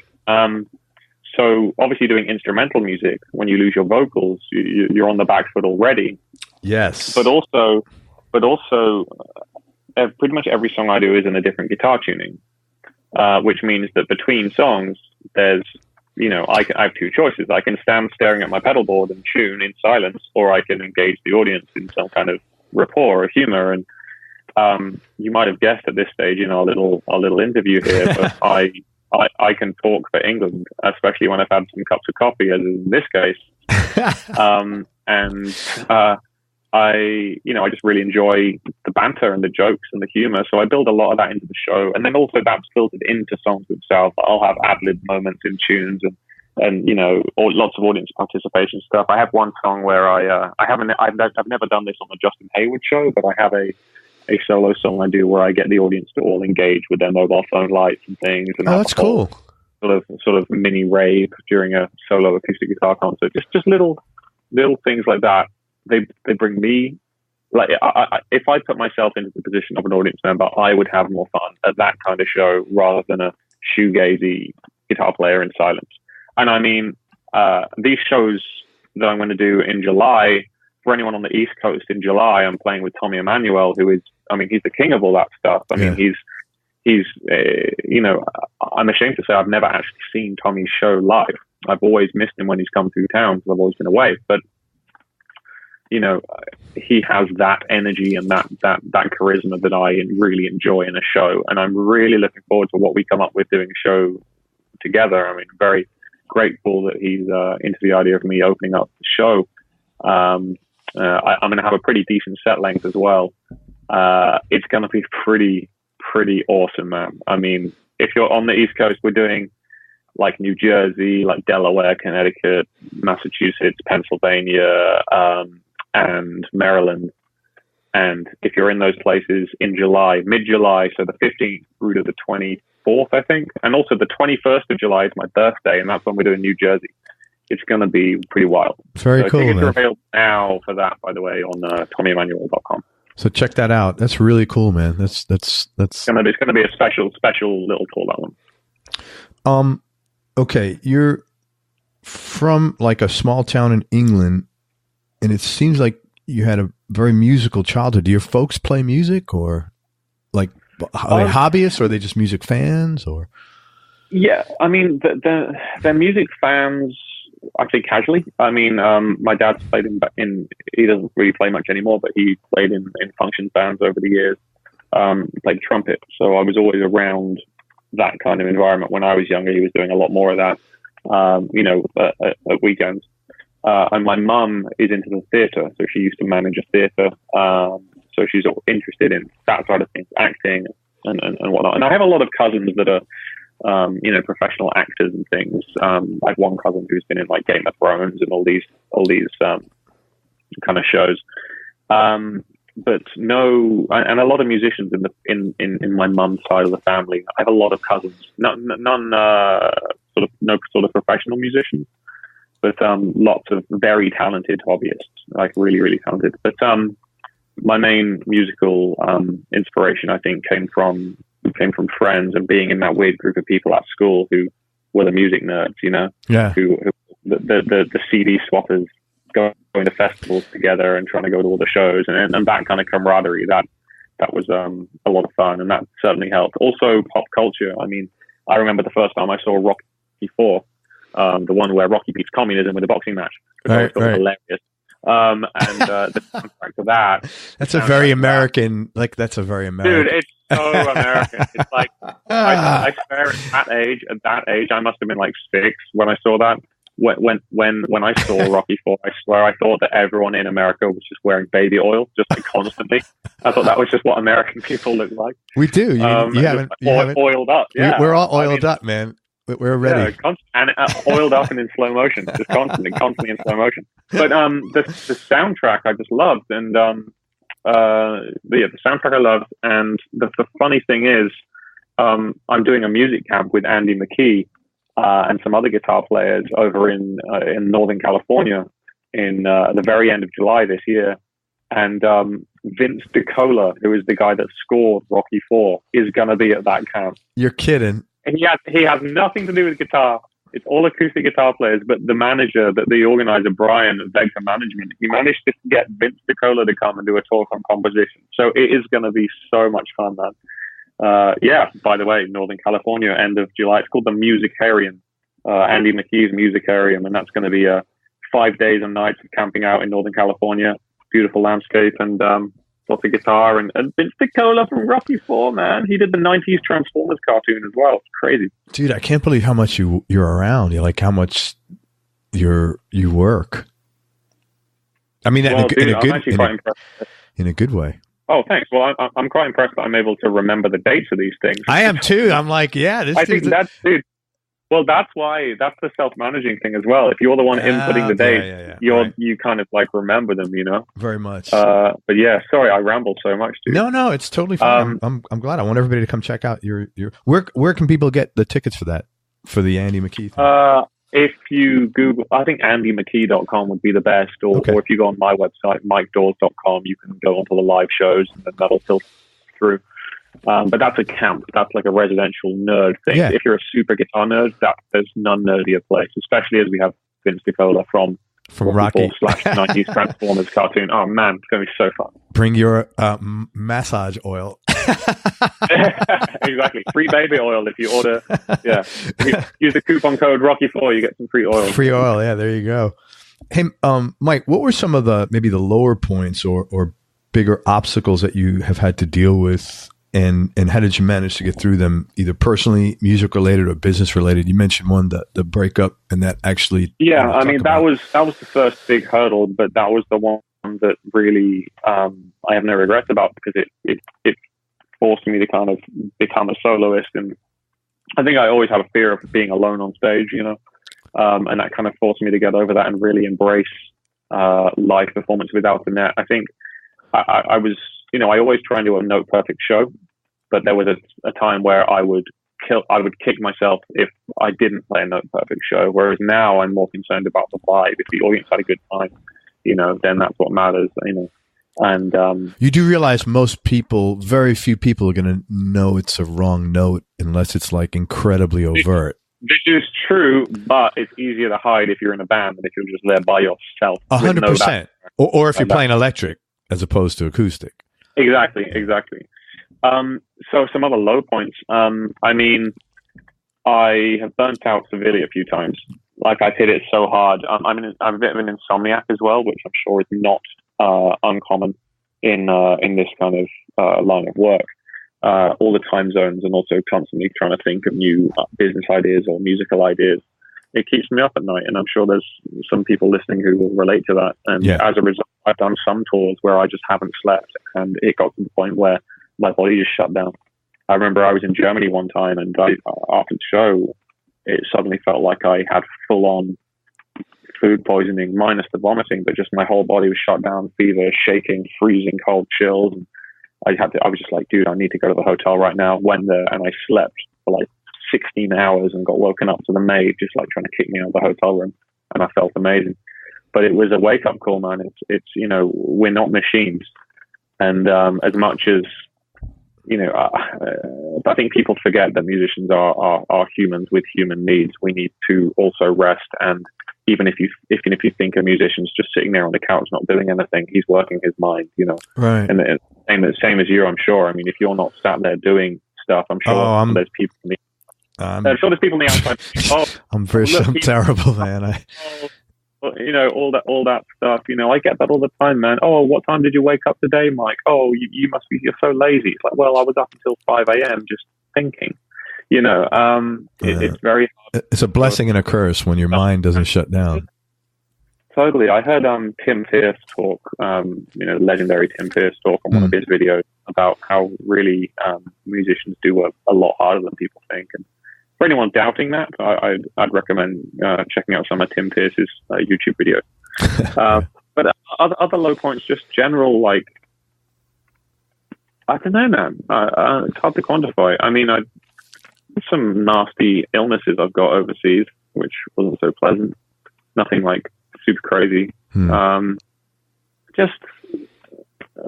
don't know. I mean, I think I try to make myself happy all the time by not being afraid to change lanes. So like right now, like I'm not worried that I'm not earning any money until the end of the month, because sitting and playing guitar is what I need to be doing right now, because it's what's making me happy right now. And I think a lot of people get stuck in their lane and they see their peers doing a certain thing. I think if you can adapt and acknowledge that if you want to hang out with your friends, that's fine, man. If that's what makes you happy right now, no one's put a gun to your head and forcing you to do something else. Something my girlfriend said is that that really resonated with me. Not that she's a philosopher, but she's very intelligent. She just said simply, off the cuff, it's never too late. Just the words, it's never too late. I was stressing out about not doing an Instagram post that I promised someone I'd do, And she was just like, what the hell? Why is this bothering you so much? Do it tomorrow. Do it later. No one cares, Like the world isn't going to end. Yeah. When you acknowledge that, it really just, my shoulders just sat right down. I just became so much happier and so much freer. Not that you shouldn't not hustle. I hustled very, very hard for a very long time, and I still hustle. I think you still do, man. Well, yeah, I think so. But I mean, mentally, I'm very, let's just say I've accepted that doing nothing is okay. Like if you want to take a day, that's okay. Normal people take weekends. You know what I mean? Dude, let me tell you, you're preaching to the choir, because I struggle that, and I'm 55 and I still struggle with that. I don't feel...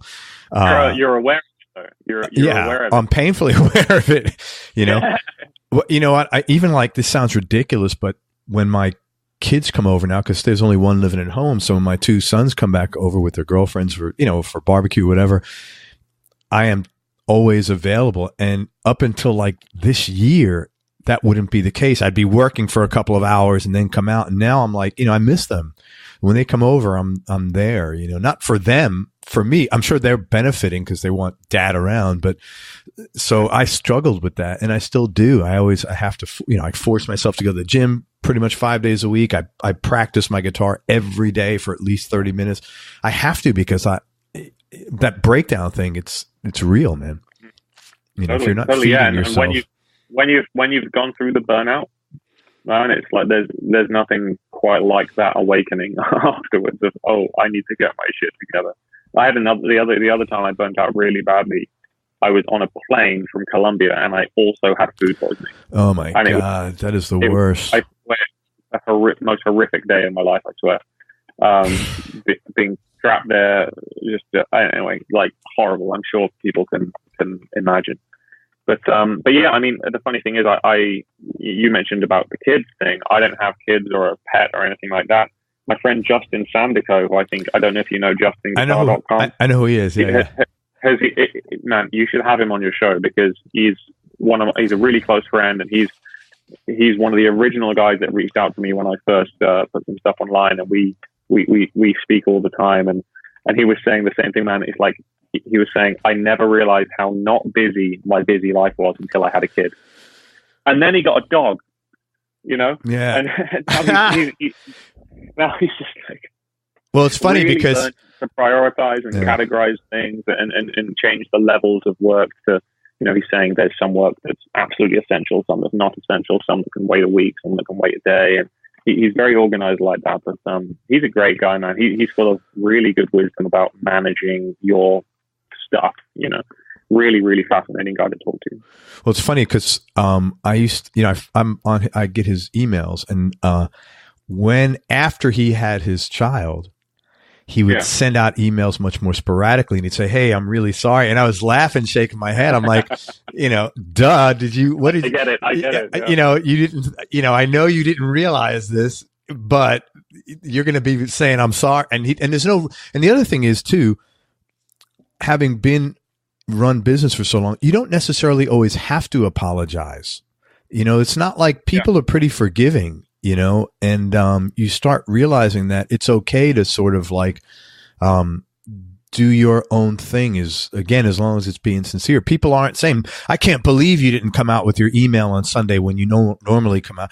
People aren't really like that, but I would notice. Know, man, it's sorry, I'm just messing around with plugs. No, it's all good. It's all good, Mike. I've got my AirPod, my little wireless headphones in, but are they starting to talk to you? Like they go, beep, yeah, they're giving me the little signal, so I'm just going to charge the case a little bit, and I might have to ditch one or something.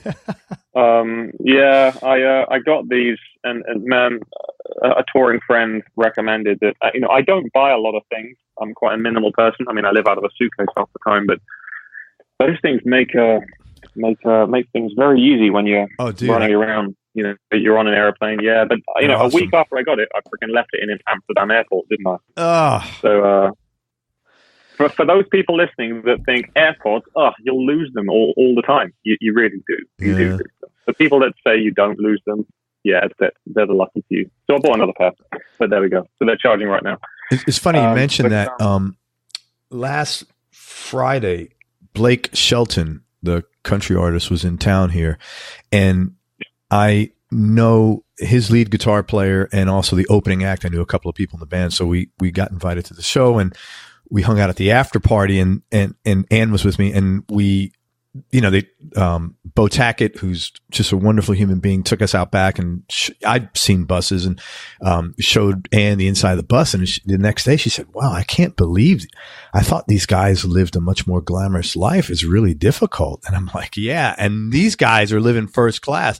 You're seeing 12 bunks on a bus. That's first class, and they're bunking up like that. You imagine like you're in a van on the floor, and she didn't realize how tough it was to, all the travel is, it's incredibly difficult lifestyle, man. And I have so much respect for anybody that does that.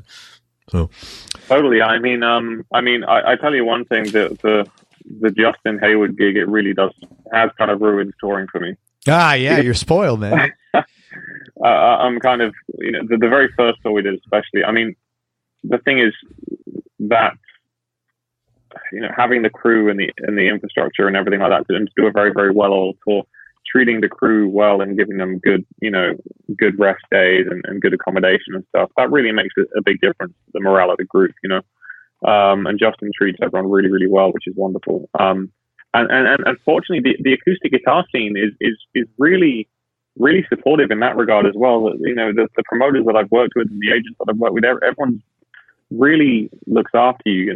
Maybe it's because you're traveling by yourself often. I literally go out, my rig is my guitar case and a suitcase, and I'll fly to, like you said, Lebanon, and do stuff. And the hospitality within that community is really second to none. And a shout out to anyone listening that's ever put on an artist in the acoustic scene, because when we're on the road all year and you give us a home cooked meal and stuff like that, it really goes a long way. Oh, that is cool. Yeah. But then I have friends in metal bands, some like really big metal bands, and they'll be living on stale bread and cheese in a van for a tour, but they'll be playing to like thousands of people every night. It's strange how these communities differ in that regard, I think. Hey, I just want to talk about your guitar for a minute. I know you want to give your guitar builder a shout out. What is it, the guitar you're playing, and is that like, do you play anything else acoustically or? Sure. So, my first album was recorded with a couple of guitars made by an amazing luthier in the UK called Nick Benjamin. Mm-hmm. His name's Benjamin, and benjaminguitars.co.uk. And I have a couple of his guitars. One of them, I won't say you can see because this is an audio podcast. For the benefit of the tape, we're on Skype video right now. He makes wonderful, wonderful instruments, handmade steel string guitars down near Brighton in the south of the UK. But then on this new album, I did one tune with the Benjamin, one of my Benjamins, and the rest of it was recorded with a sort of signature guitar built by the unfortunately named Andreas Kuntz in near Frankfurt, Germany. And it's because it's spelled Cuntz, so you're pronouncing it the proper German, but an American would say exactly. Kuntz, Andreas Kuntz. Yeah, exactly, and it's been the cause of some controversy with the PSA. No, are you serious? Occasionally, the first time I toured with it, it comes in a case with Cuntz in huge letters engraved into the case. And I thought I was kind of trying to like pull a fast one and like make a statement or something. But dude, the guy's guitars are second to none, and he sells all the guitars he needs to in Germany and China. So the translation doesn't affect him, and right. He is a one-man operation with an apprentice out of his converted workshop attached to his home, and these guitars are stellar. Same with Nick Benjamin, workshop down by the ocean, amazing. You can't get better quality instruments than these handmade beasts. So I'd highly recommend checking out Benjamin guitars and also Kuntz guitars, but just erase your search history after you do Kuntz guitars.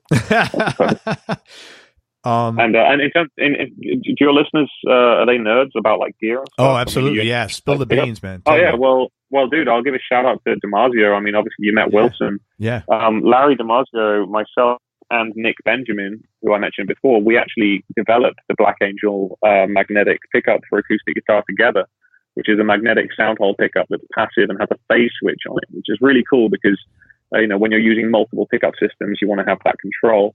So I've got Damasio pickups, they're Black Angel piezo as well in my acoustic guitars, and I'm using D'Addario strings as well. They're nickel bronze strings, and the gauges I use for the super nerds are 13, 17, 24, 32, 42, 56. So it's a dadgad set basically. It's like a hybrid, half light, half medium kind of mixed together. Really, really cool strings, and because they're loaded with nickel, I do get a little bit of a stronger output from the magnetic pickup, which helps because the pickup's passive. And that's the first acoustic pickup Damasio's made. Yeah, it's done. Yeah, a big honor to be the guy they picked to kind of promote that. It's an amazing pickup, and we worked on it. We prototyped it. I guess maybe it's because I look like a metal dude. I'm a good transitional face. I don't know. Yeah, they do a lot of metal dudes. They're they do all the metal dudes. Yeah. I mean, it's DiMaggio. Yeah. You know, you go into their studio in Montana, by the way, Bozeman, Montana, one of my favorite places. Oh. You know, Paul Gilbert, you know, freaking Richie Kotzen, Billy Sheehan, Satriani, Vai, Petrucci, I mean, Phil Collins. I mean, right. everyone, dude, everyone. And it's a great legacy to be a part of. And they are like family now, but especially now with Wilson being part of the family. Yeah, yeah. It's really like we are, you know, we party together, we hang together. It's all a good time. Can you still hear me? Yeah, man, I hear you totally fine. Oh, yeah, I got the little noise again. My mother is telling me off now. God. I know, I hate when that happens. Is there any players that influence your? Oh, wait, 1 second. Electric guitar. You play mostly a Strat? So with electric guitar, I very rarely play it, but with Justin, I actually play a Tom Anderson Telly. Oh, okay. That he had made. It's a delicious guitar, man. I mean, it feels amazing, it sounds amazing, but it lives in Nashville with the gear for that tour, so I only see it on the tours. It's kind of like, hi friend, bye friend, you know, in these little intervals throughout the year. But at home, I have a Strat by Exotic, so made in California. Yeah, I know that. And I have actually, I haven't only bought Axis because I wanted that kind of Van Halen vibes for my just for shits and giggles. But also, I'm expecting delivery of a Rick Toon, custom build. You know Rick Toon from New Jersey. He makes wacky guitars. I know that and, name, yeah. We hung in Jacksonville not too long ago, and he just brought a bunch of his guitars down. And, you know, we were just kind of living on the same compound, the same estate, wonderful place called Sugar Point for a few days. And I was just in love with this one particular guitar. I just couldn't stop playing with it.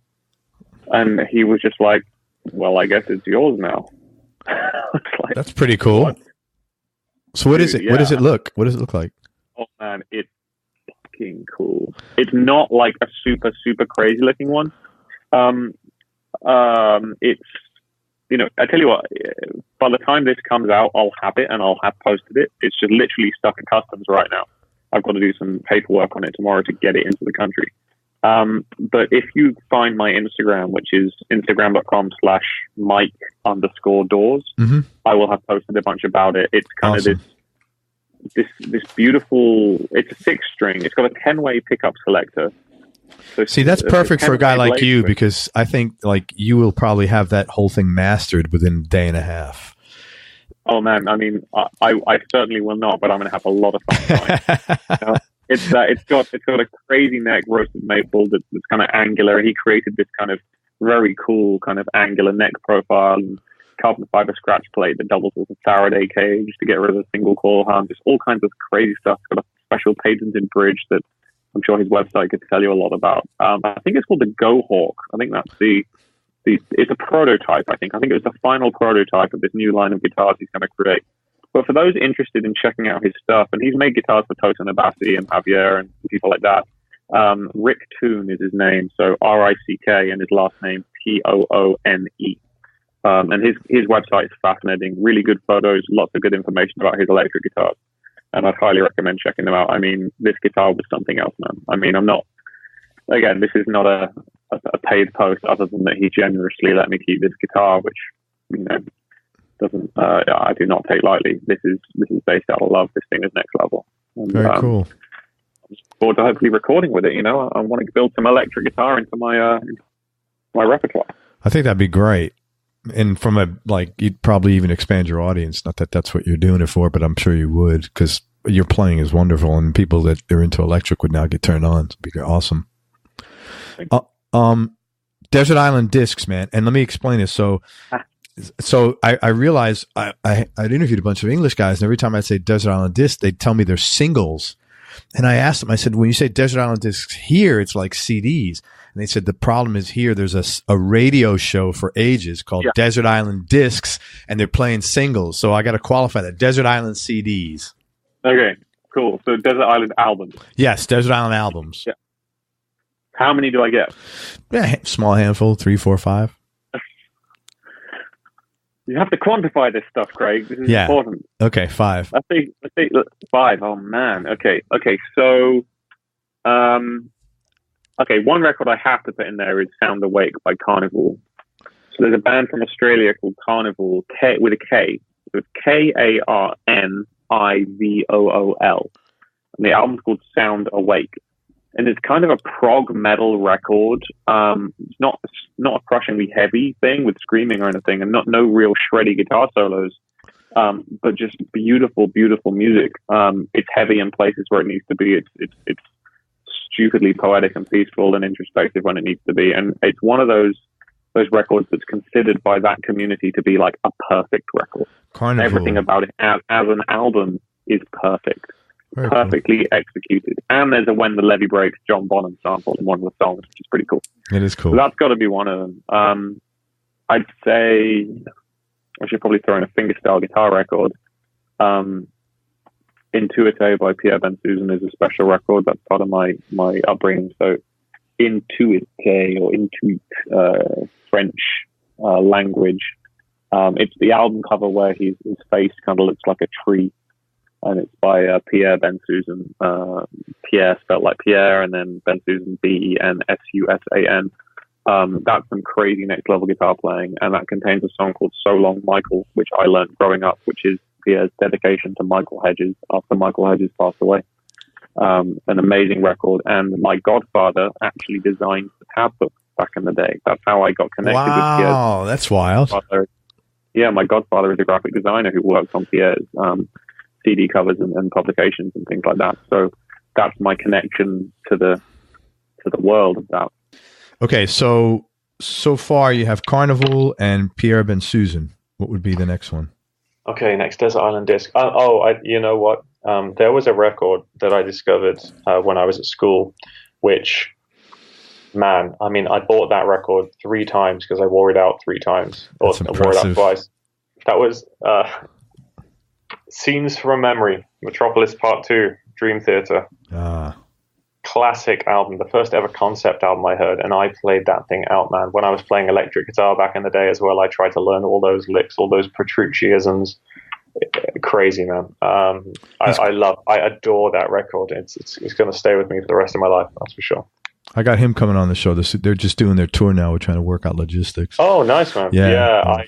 John, I mean, I've had the opportunity to meet John a bunch of times, and he's, an absolute sweetheart. I blown away by how nice and courteous he is as a human. So I'm sure you'll have a great time. Yeah, looking forward to it.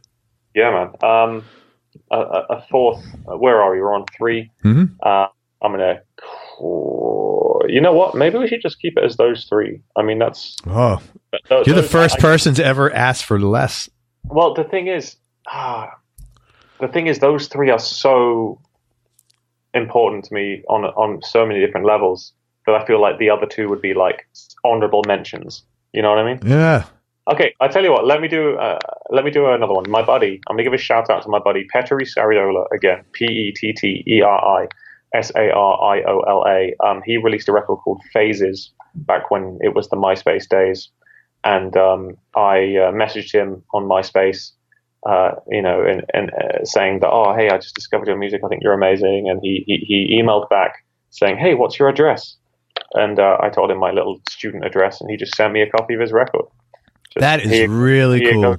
Yeah, and evidently he said that he dug what I was doing on MySpace, and I dug what he was doing, and he just sent me a disc, and we've become friends ever since. And that's nice. He just had his first kid with his girlfriend Jenny over in Helsinki, and I give a shout out to him because that record was a big part of my guitar upbringing.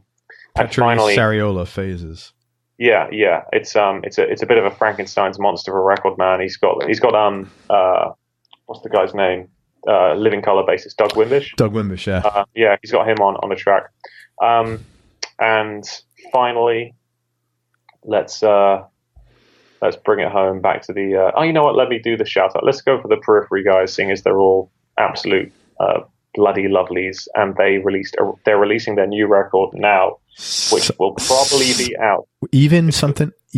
No. So their next record is coming out on April the 5th. And I don't know when this is going to air, but if it's after that point or before, whatever, April the 5th, I know it's going to be my Desert Island Disc because I've heard the record and it's fucking awesome. It's heavy as fuck, and it's called Hail Stan. Hail Stan, yeah. I just got like Hail Satan, but without the A. I think I'm getting Misha on the show. Awesome. Yeah, I think so. Yeah, we were just hanging together before now, and we were all at the same house. I was kind of crashing their house, to be honest, because I rode up from Vegas with Spencer, the singer. Beautiful guys. I mean, incredibly talented players, but seriously, like in this industry of one-upsmanship and ego, and there's always some bands that have these egos. These are not one of those guys. These are the sweetest human beings, and I'm sure that'll translate when you interview Misha. So, Periphery 4, Hail Stan, out on their own record, 3 Dot Recordings. They're doing the independent record thing as well. They're not with Sumerian Records anymore. That's a great record. So there you go. I'm looking forward to checking that out. Yeah, because their PR person is one of the few people that I have. She's really very competent, really nice. Monica. Yeah, Monica. Yeah, she's great, man. She's really nice, very direct. Yeah, it's a small world, man. Yeah, man, it's crazy. Like 6 degrees of separation is probably an overstatement. Yeah, in the guitar world, it's like 1 degree. More like it, man. Hey, so this is people call this the therapy section of the interview. Dude, our whole session's been therapy. It's been amazing. It's the most like it's like you're letting the weird solo guitar player talk to a human being. So I'm just word vomiting everywhere. It's great. All right, go ahead. Sorry. No, it's all good, man. Best decision you ever made? Best decision I ever made. I guess responding to Justin's email with "ha." Well, I mean, saying yes to that offer. I mean, that's been immeasurably good to me in many aspects of my professional and social life. So that's great, man. I'm real happy. I've got to give a shout out to Justin. Very grateful for that opportunity.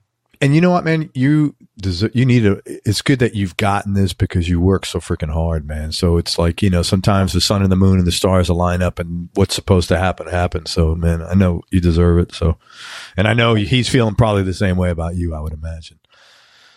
I hope so. Yeah. Touch wood. Yeah, man. Touch wood. That's another one of those English things. Oh, yeah. Yeah. You know what? Funny. I used to live in a house called Touchwood. Did you really? I'm very full of so many English cliches. You have no idea. Most important things you learned about yourself, Mike, through career experience and life in general.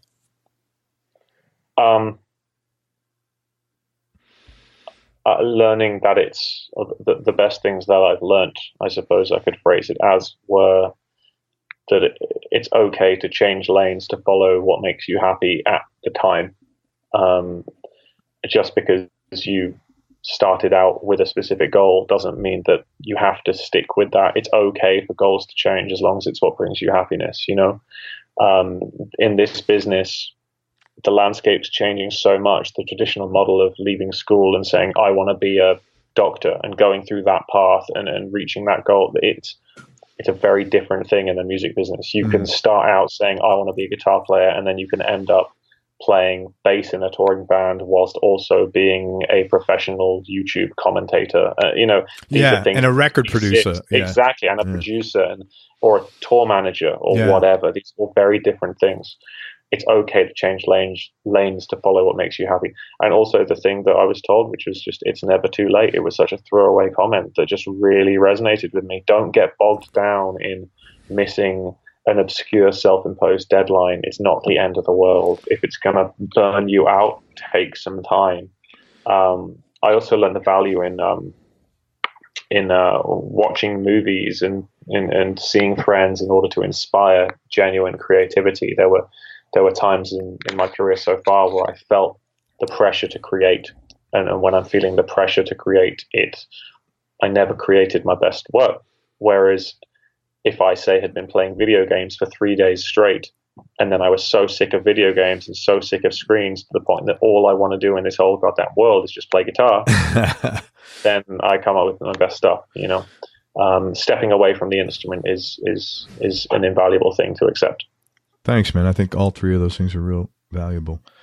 I want to hear your next song in honor of Rocky IV called Neutrogena or some oil brand.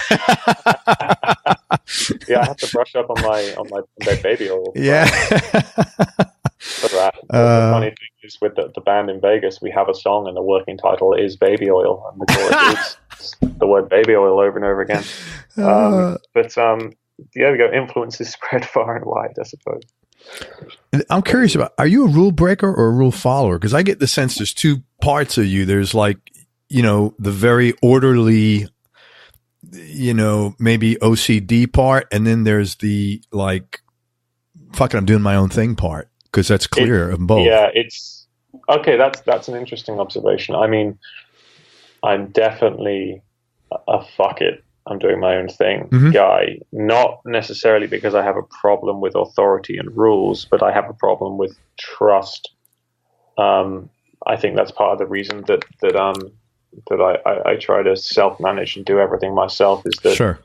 Dealing with another person and trusting another person to care about a task as much as I care about it is something that I've always found very difficult.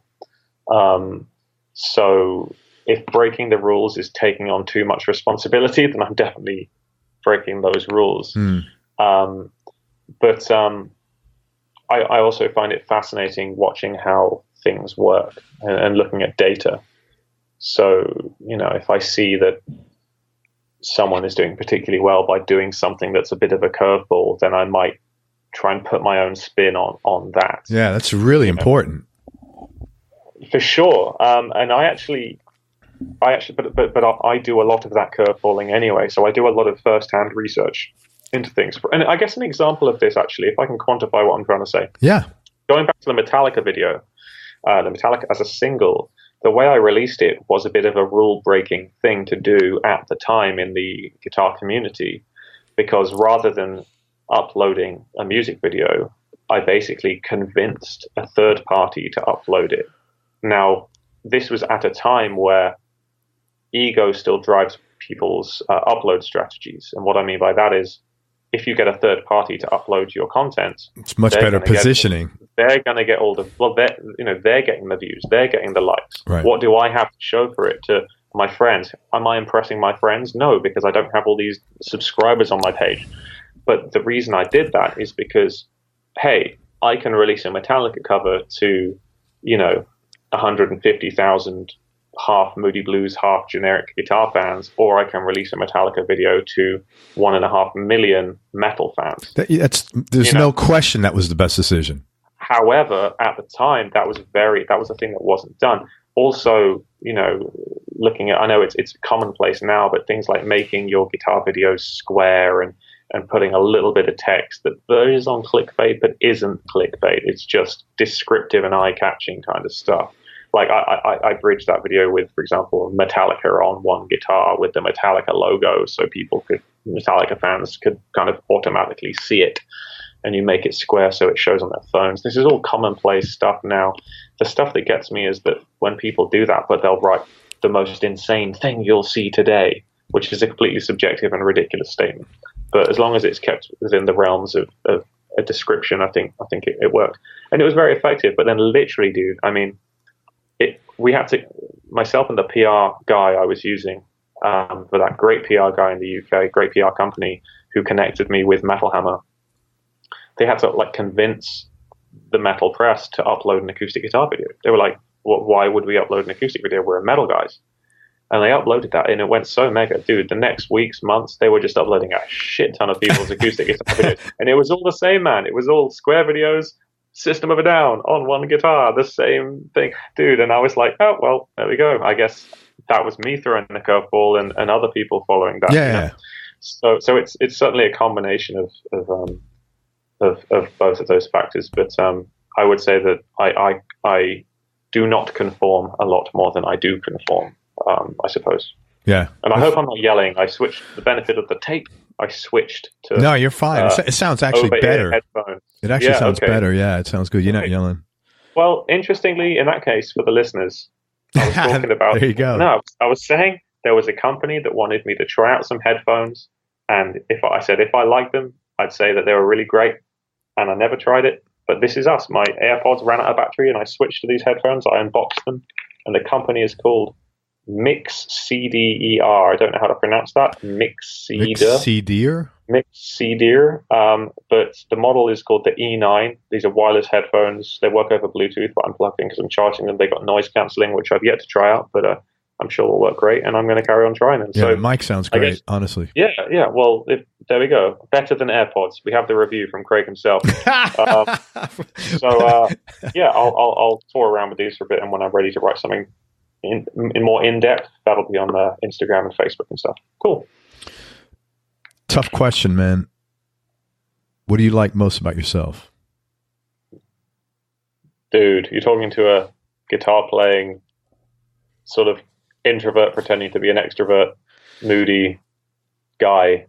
What do I like most? You said. About yourself, yeah.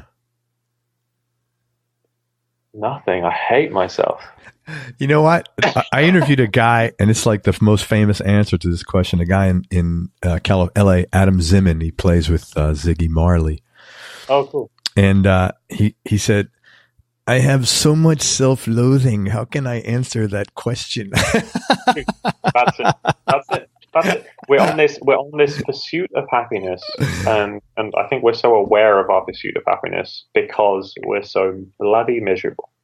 Well, not miserable. The self-loathing. Sure. Yeah. I mean, we're musicians. We stand on stage and share things in an effort to be understood by people that we've never met and will never see again. Yeah. If I had to quantify something I like most about myself, it would probably be that I am better at talking to people in social situations than I was growing up.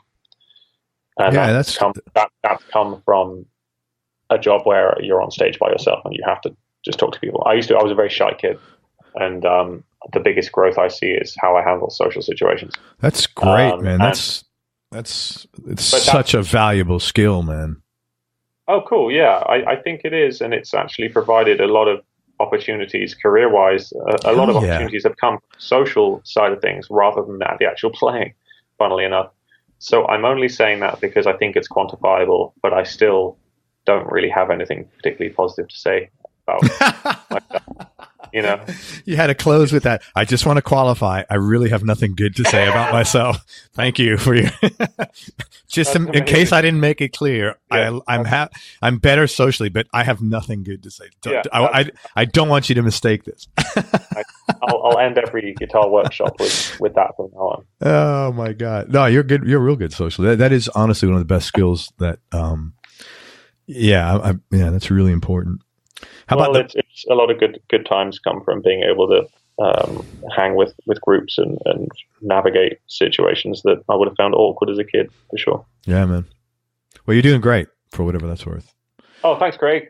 Flip side, if you could change something about yourself, what would it be? I just want to clarify, it would be everything. It would be everything. So much. You know what? I mean, all the superficial stuff aside, because obviously everyone wants to look like a movie star. I would say that, and not even, I mean, like a good-looking movie star. That's how I know I'm old now, because I don't care about that anymore. I'm like really comfortable with how I look, which is scary because I'm just like an average-looking dude. Well, I mean, something that is very important to me is that I grew up in an environment where I didn't really have many players to really play with. And my ability to jump into a group and jam with people is pretty much shot. I've never done, I've always just done my own thing. Though I think about what I do as, I think of myself as a classical guitarist that doesn't play classical guitar. Sure. I totally get that. It's like what I do is as an introvert, lock myself away and create a piece of art. I record it and then I present it. You know, that's why everything's in a different tuning, because it doesn't matter. You don't need to navigate. It's all about self-discovery and self-expression. Yeah. But then if suddenly someone's like, hey, come and jam with us, that's not my comfort zone. You know what I mean? And one thing that I would love to improve is it's easy to go back and say, oh, that's because of my upbringing or that's because of this. You know, I've been a professional guitarist long enough that the reason that is the case is because I haven't put the work in. Yeah. You know, I have had opportunity to put that work in, and I haven't because I've been busy with other things. So I guess that's one thing that's at the top of the list that I'd like to change, is just being able to adapt to other musical situations other than the lanes that I feel comfortable in. That being said, you have the video of you and Nick Johnston, and you look super like you're having a great time with that. I don't know if it's maybe because you know Nick well or something. No, we'd never met. That was the first day we met. Yeah, that you seem real comfortable there. Yeah, but we're playing to stuff that was already written. You know what I mean? Okay, so it's not not like jamming. No. Occasionally, I've done stuff like that on the International Guitar Night tours, which is kind of like the Acoustic G3. Yeah. It happens every year, January, February, March, through North America. Amazing. I've done it twice before. Doing it next year. There, sometimes you because you're traveling with the guys, you get to know them. You get to open up and explore a little bit more. You know, I did a bunch of shows with Lulo Reinhardt, who's the nephew of Django Reinhardt. Obviously, he is an improvisational master because he's a Reinhardt. Yeah, you know, so great guy to learn chops from. But it's just a side of the world that I haven't, and not many fingerstyle players in all these other tunings. Not many of them are as proficient in that context, and I'm certainly not. So I would definitely change that. I will work on changing that, but it's just the self-expression of creating weird music is just too much of an allure. It takes up too much of my time, you know. I hear you. But it's on the list. It's on the list. Most important thing your dad taught you?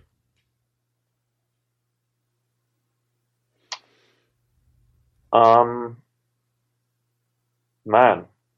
I don't know. Shit. That's such a big question. I mean, he introduced me to music, really, because he was playing trumpet and the Blues Brothers and stuff like that. And you know, I saw him play as a kid, you know, with the function bands and stuff. But also, I think showmanship. He's a showman, you know, completely. There's definitely some parallels between if you know him and you've seen me play. It's like, oh, it's like Spitting Image, you know, just the that's cool. And the banter and that kind of thing. So I think when you first said most important thing that was taught, I was hearing it as a direct verbal thing. But like verbal teaching, yeah. Exactly. I think it's actually more of an observational thing in that regard, like how to handle yourself in that situation socially and on stage and with the banter and all of that. That's definitely from him for sure. How about your mom or your mum? Most important thing she taught you? Oh man, so much. I think it's a similar thing. You know, it's observational. It's I mean, how to make a good cup of tea. I thought that was just an inherent skill in all English people. The British, no, it's you'd be surprised, man. There's a lot of milk in first weirdos out there. I don't know, everything. I mean, they've both been so kind and so supportive in everything. I think the main thing that they both helped me with, rather than it being a lesson, is more of the fact that they were okay with me not having a plan B.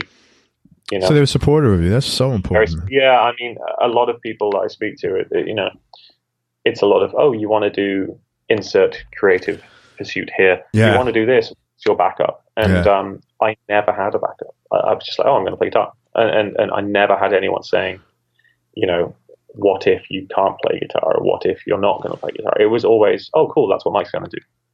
You know? That's number one trait of successful guitar players that I've interviewed anyway. Support. Oh yeah, number one by far. Yeah, you're a very wise man at this stage. You know, now you're out of control. Because you got the data, you got the real hard verbal, you know, unquantified by pen and paper data in your experience of interviewing these players. No, totally. I feel that the lack of a plan B meant that I was throwing myself into it. And going back to the time that we talked about earlier, where I kind of had this deal and then I split up with the person and then I had nothing. And if I'd have had a backup, I would have just gone to the backup. Yeah. I didn't. So I went straight back into grinding and creating a solo repertoire. So I obviously have no regrets there. But, you know, what if I'd had a backup? You know, maybe I'd just have gone and got a job in IT or whatever. I would have been so bad at that. I mean, I can't even use a computer. It's crazy. My girlfriend's like way younger than me, and and she's doing like aerospace engineering and stuff and rocket science. So she does like coding, and she's super sharp. I'm like typing in all capitals and stuff. Like, like I still type www dot and stuff. Oh my God. Yeah. Yeah, I'm not a computer guy, but hey ho. Man, 2 more questions, Mike, and I can't thank you enough for your candor and time and just being a real cool guy. Most important lesson that you've learned from your business?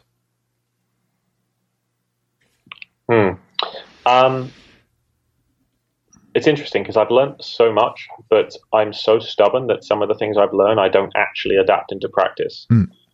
So, for example, I can see, if we're talking about income, I can see that there are certain areas that provide more income than other areas. Sure. And over time, that becomes very evident. And I think part of me learning that was the process of being able to see my own data and see my own stats. And part of that was going independent and ditching the traditional record label model. So as a result, I guess I would answer your question by saying the most important thing I've learned is that it's a lot easier to go independent than people think, and the rewards are exponentially greater than the risks. I would say for someone like yourself, it was a brilliant move. For someone, I think, I'd also acknowledge the fact that because I'm a soloist, it's much easier to do that as a soloist than with like 5 people in a band, all different headspaces.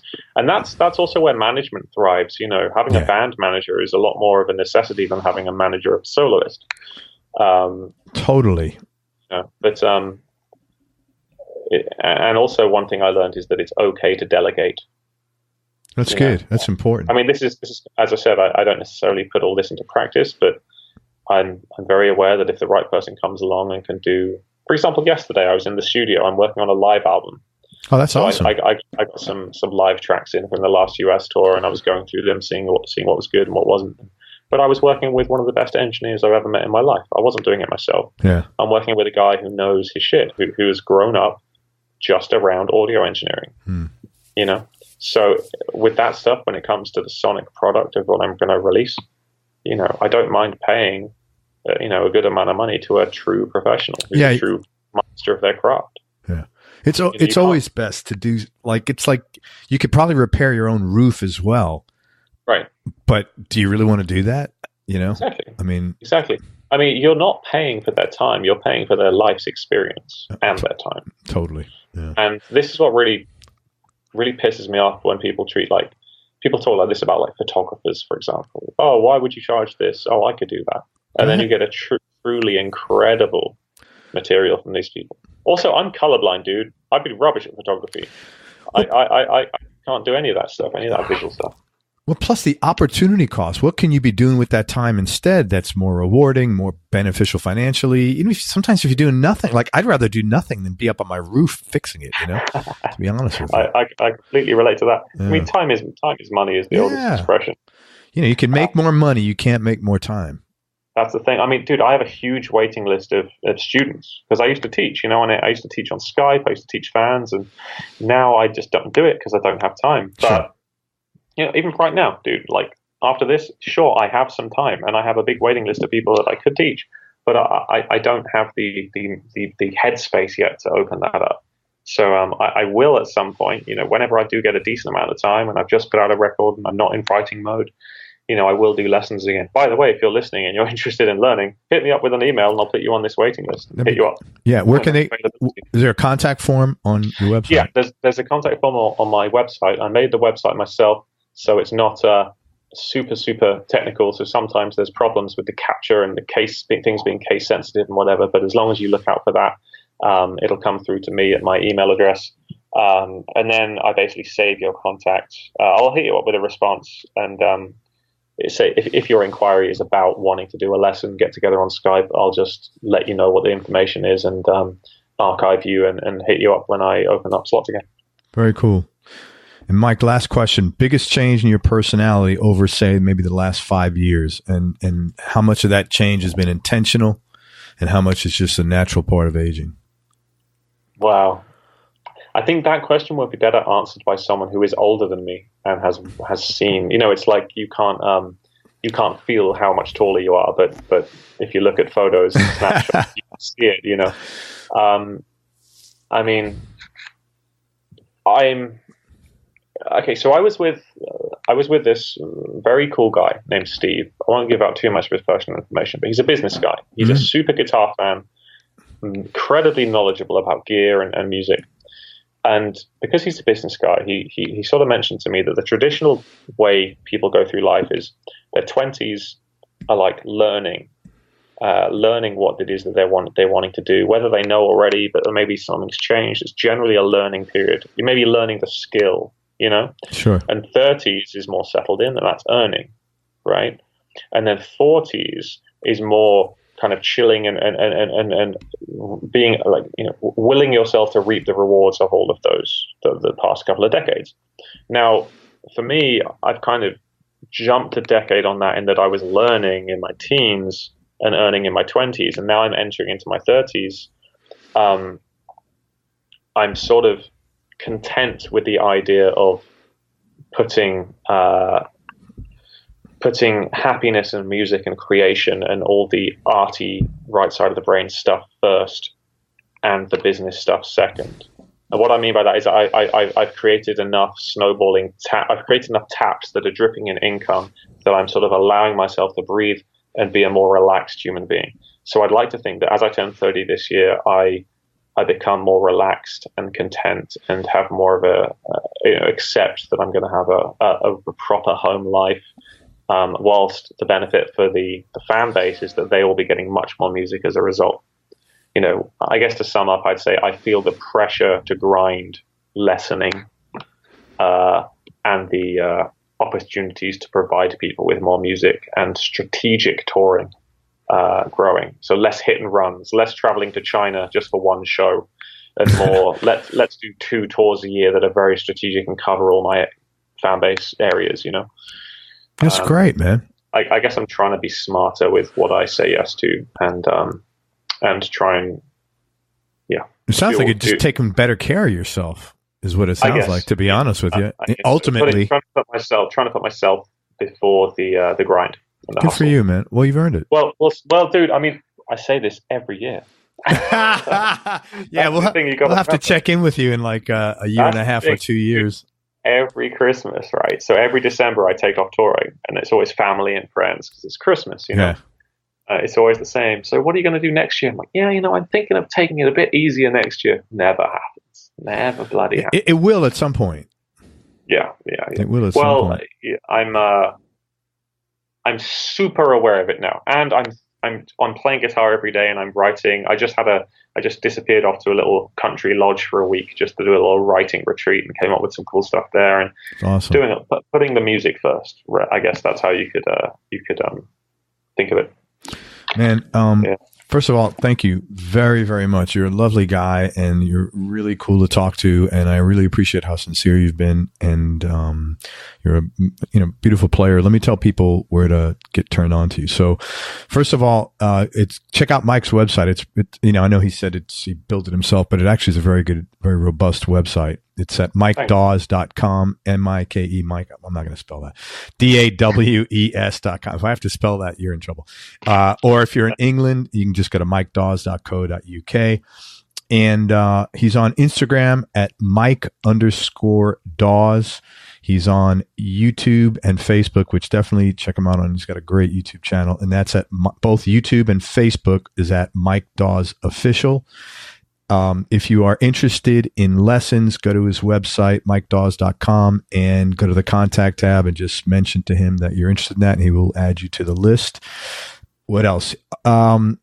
Talking about lessons, one of the reasons that I'm doing less in-person Skype lessons now is because I've put together this huge archive of tuition material that's available on the website. So I have physical books, and I have apps for the iPhone and iPad, and jamplay.com, and I hooked up and did a huge 8-hour tuition series and things like that. So there's a whole bunch of learn to play this weird stuff.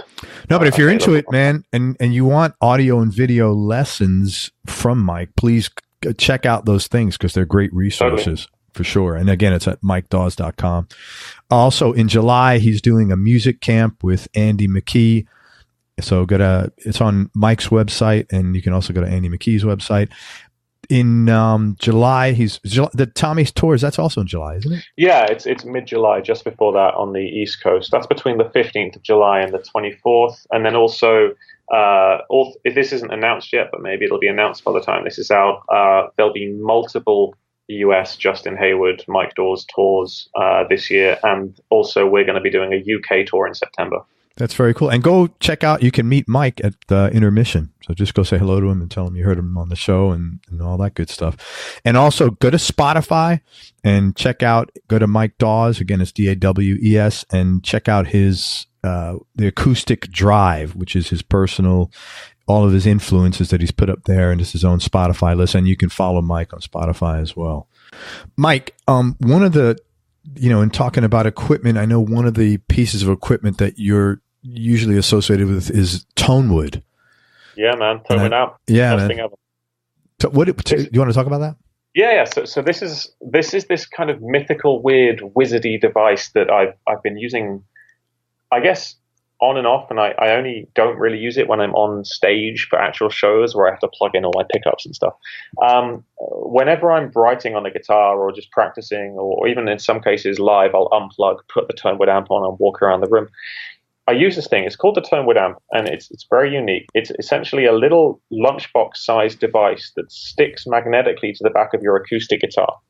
And what it does is it takes the source of your guitar's pickup and sort of takes that signal, vibrates the back surface of your hollow acoustic guitar, and then reverb and delay and chorus and a whole host of other effects get vibrated out of your sound hole. So it's almost like the guitar becomes wet, right? Which is really freaking bizarre. I guess it's sort of like an effects processor for acoustic guitar that can live on your guitar, and whenever you play it, you're always in a cathedral or a canyon or whatever. and what ends up happening with that, because it's so freaking inspiring and it sounds so good, like these effects are super studio quality stuff that they spend a lot of time tweaking. The chips they use are ridiculous. It inspires these great ambient compositions. So I actually used it while writing my second album, Era. But pretty much the whole process. That's why. So on that record, for anyone that's heard it, there's a lot more tracks with great ambience on them and space and respecting the room and almost letting reverb become the second instrument, So that was because I wrote it with a Tonewood amp. And at every show I do one song where I unplug, stick it to the back of the guitar and walk around the room and play a Prince cover or something, and people are getting a reverb come out of the sound hole into their faces. It's an amazing thing. And the really, really cool thing is it was invented by this guy, Oka Webman, and his wife, Helene. They live in Arizona. They're just this genuine family business that created this technology. And because it's such a new product, it's not like an amplifier or a capo or a string or like a new version of something that already exists. It's a completely new thing. It's very hard to market that. Like, how do you tell people about it? It's such a brand new thing. How do you sum it up in a sentence? And I guess basically I would just encourage anyone out there that plays acoustic guitar that's listening to see if they can get their hands on one in a store or whatever and try out a Tonewood amp in an isolated area like a vocal booth or your living room or your bathroom or your bedroom or something. Because once you strum a note or you strum a chord, play a note with that thing, it's like you can't really play acoustic. It's kind of rude thing. Like, it's really quite an experience, and I applaud what they're doing, and they're bringing it to the masses slowly but surely. So, yeah, if you get a chance, check it out, man. The Tonewood amp. It's called TONEWOODAMP.com. So yeah, TonewoodAmp.com. An amazing device made by amazing people, and they deserve all the respect and credit in the world. I love them. Great Very stuff. Cool, man. Thank you. And that's it. Did I hit everything? And hit the nail on the head. This has been a real pleasure, man. What a great thing you have going here, and looking forward to hearing who you have next. Who's coming on next? Let's see. I gotta this week. Do you know Steph Burns? It rings a bell, but he's I out not of personally. Italy. He's out of Italy. I got this. One of my favorite players, a guy named Jason Simon. He is a solo artist, but he has a band called Dead Meadow. They're kind of like stoner psychedelic stuff. He's coming on Sick. this week. Wow, so you have all styles of music. I'm all over. And it was really funny. Somebody one time, we post the audios on YouTube, and somebody made a comment there and said, the interview is okay, but the interviewer is clearly an idiot when it comes to country music, because he would have asked him this question. So I just let it there. Like, first of all, I never engage in conflict with anybody on the internet or in real life, because it's just too stressful and it doesn't do anything for me. But I never respond. So the following day I got back and I said, man, you are 100% right. I know nothing about, that country music is my weakest link. And, thank you for listening. But you're 100% right. Nothing, it's not possible to know everything about every genre. I'm lucky I know like when to wake up. Dude, I mean, you're through this, you're educating everyone about everything, which is great, and I'm going to be a keen follower of this thing. Having met you, of course, it's a good thing. Well, thanks, Mike. But here's the funny thing. He comes back, he goes, man, I am so sorry. I should never have said that. I always think if you're listening, commenter, no hard feelings. Yeah. I always think of my wife. She goes, kill him with kindness, Craig. I'm like, okay, you're smarter than me. Beautiful thing. Mike, thank you very much. I really enjoyed talking. I'm looking forward to meeting you. Come down here. Anything I could do to help you, please let me know. And any way I could support your music, please let me know. Appreciate it, man. Awesome. We'll hang in Tampa. Absolutely, man. Everybody, thank you so much for listening. If you enjoyed this, please share it with a friend on your social media channels. We appreciate your support.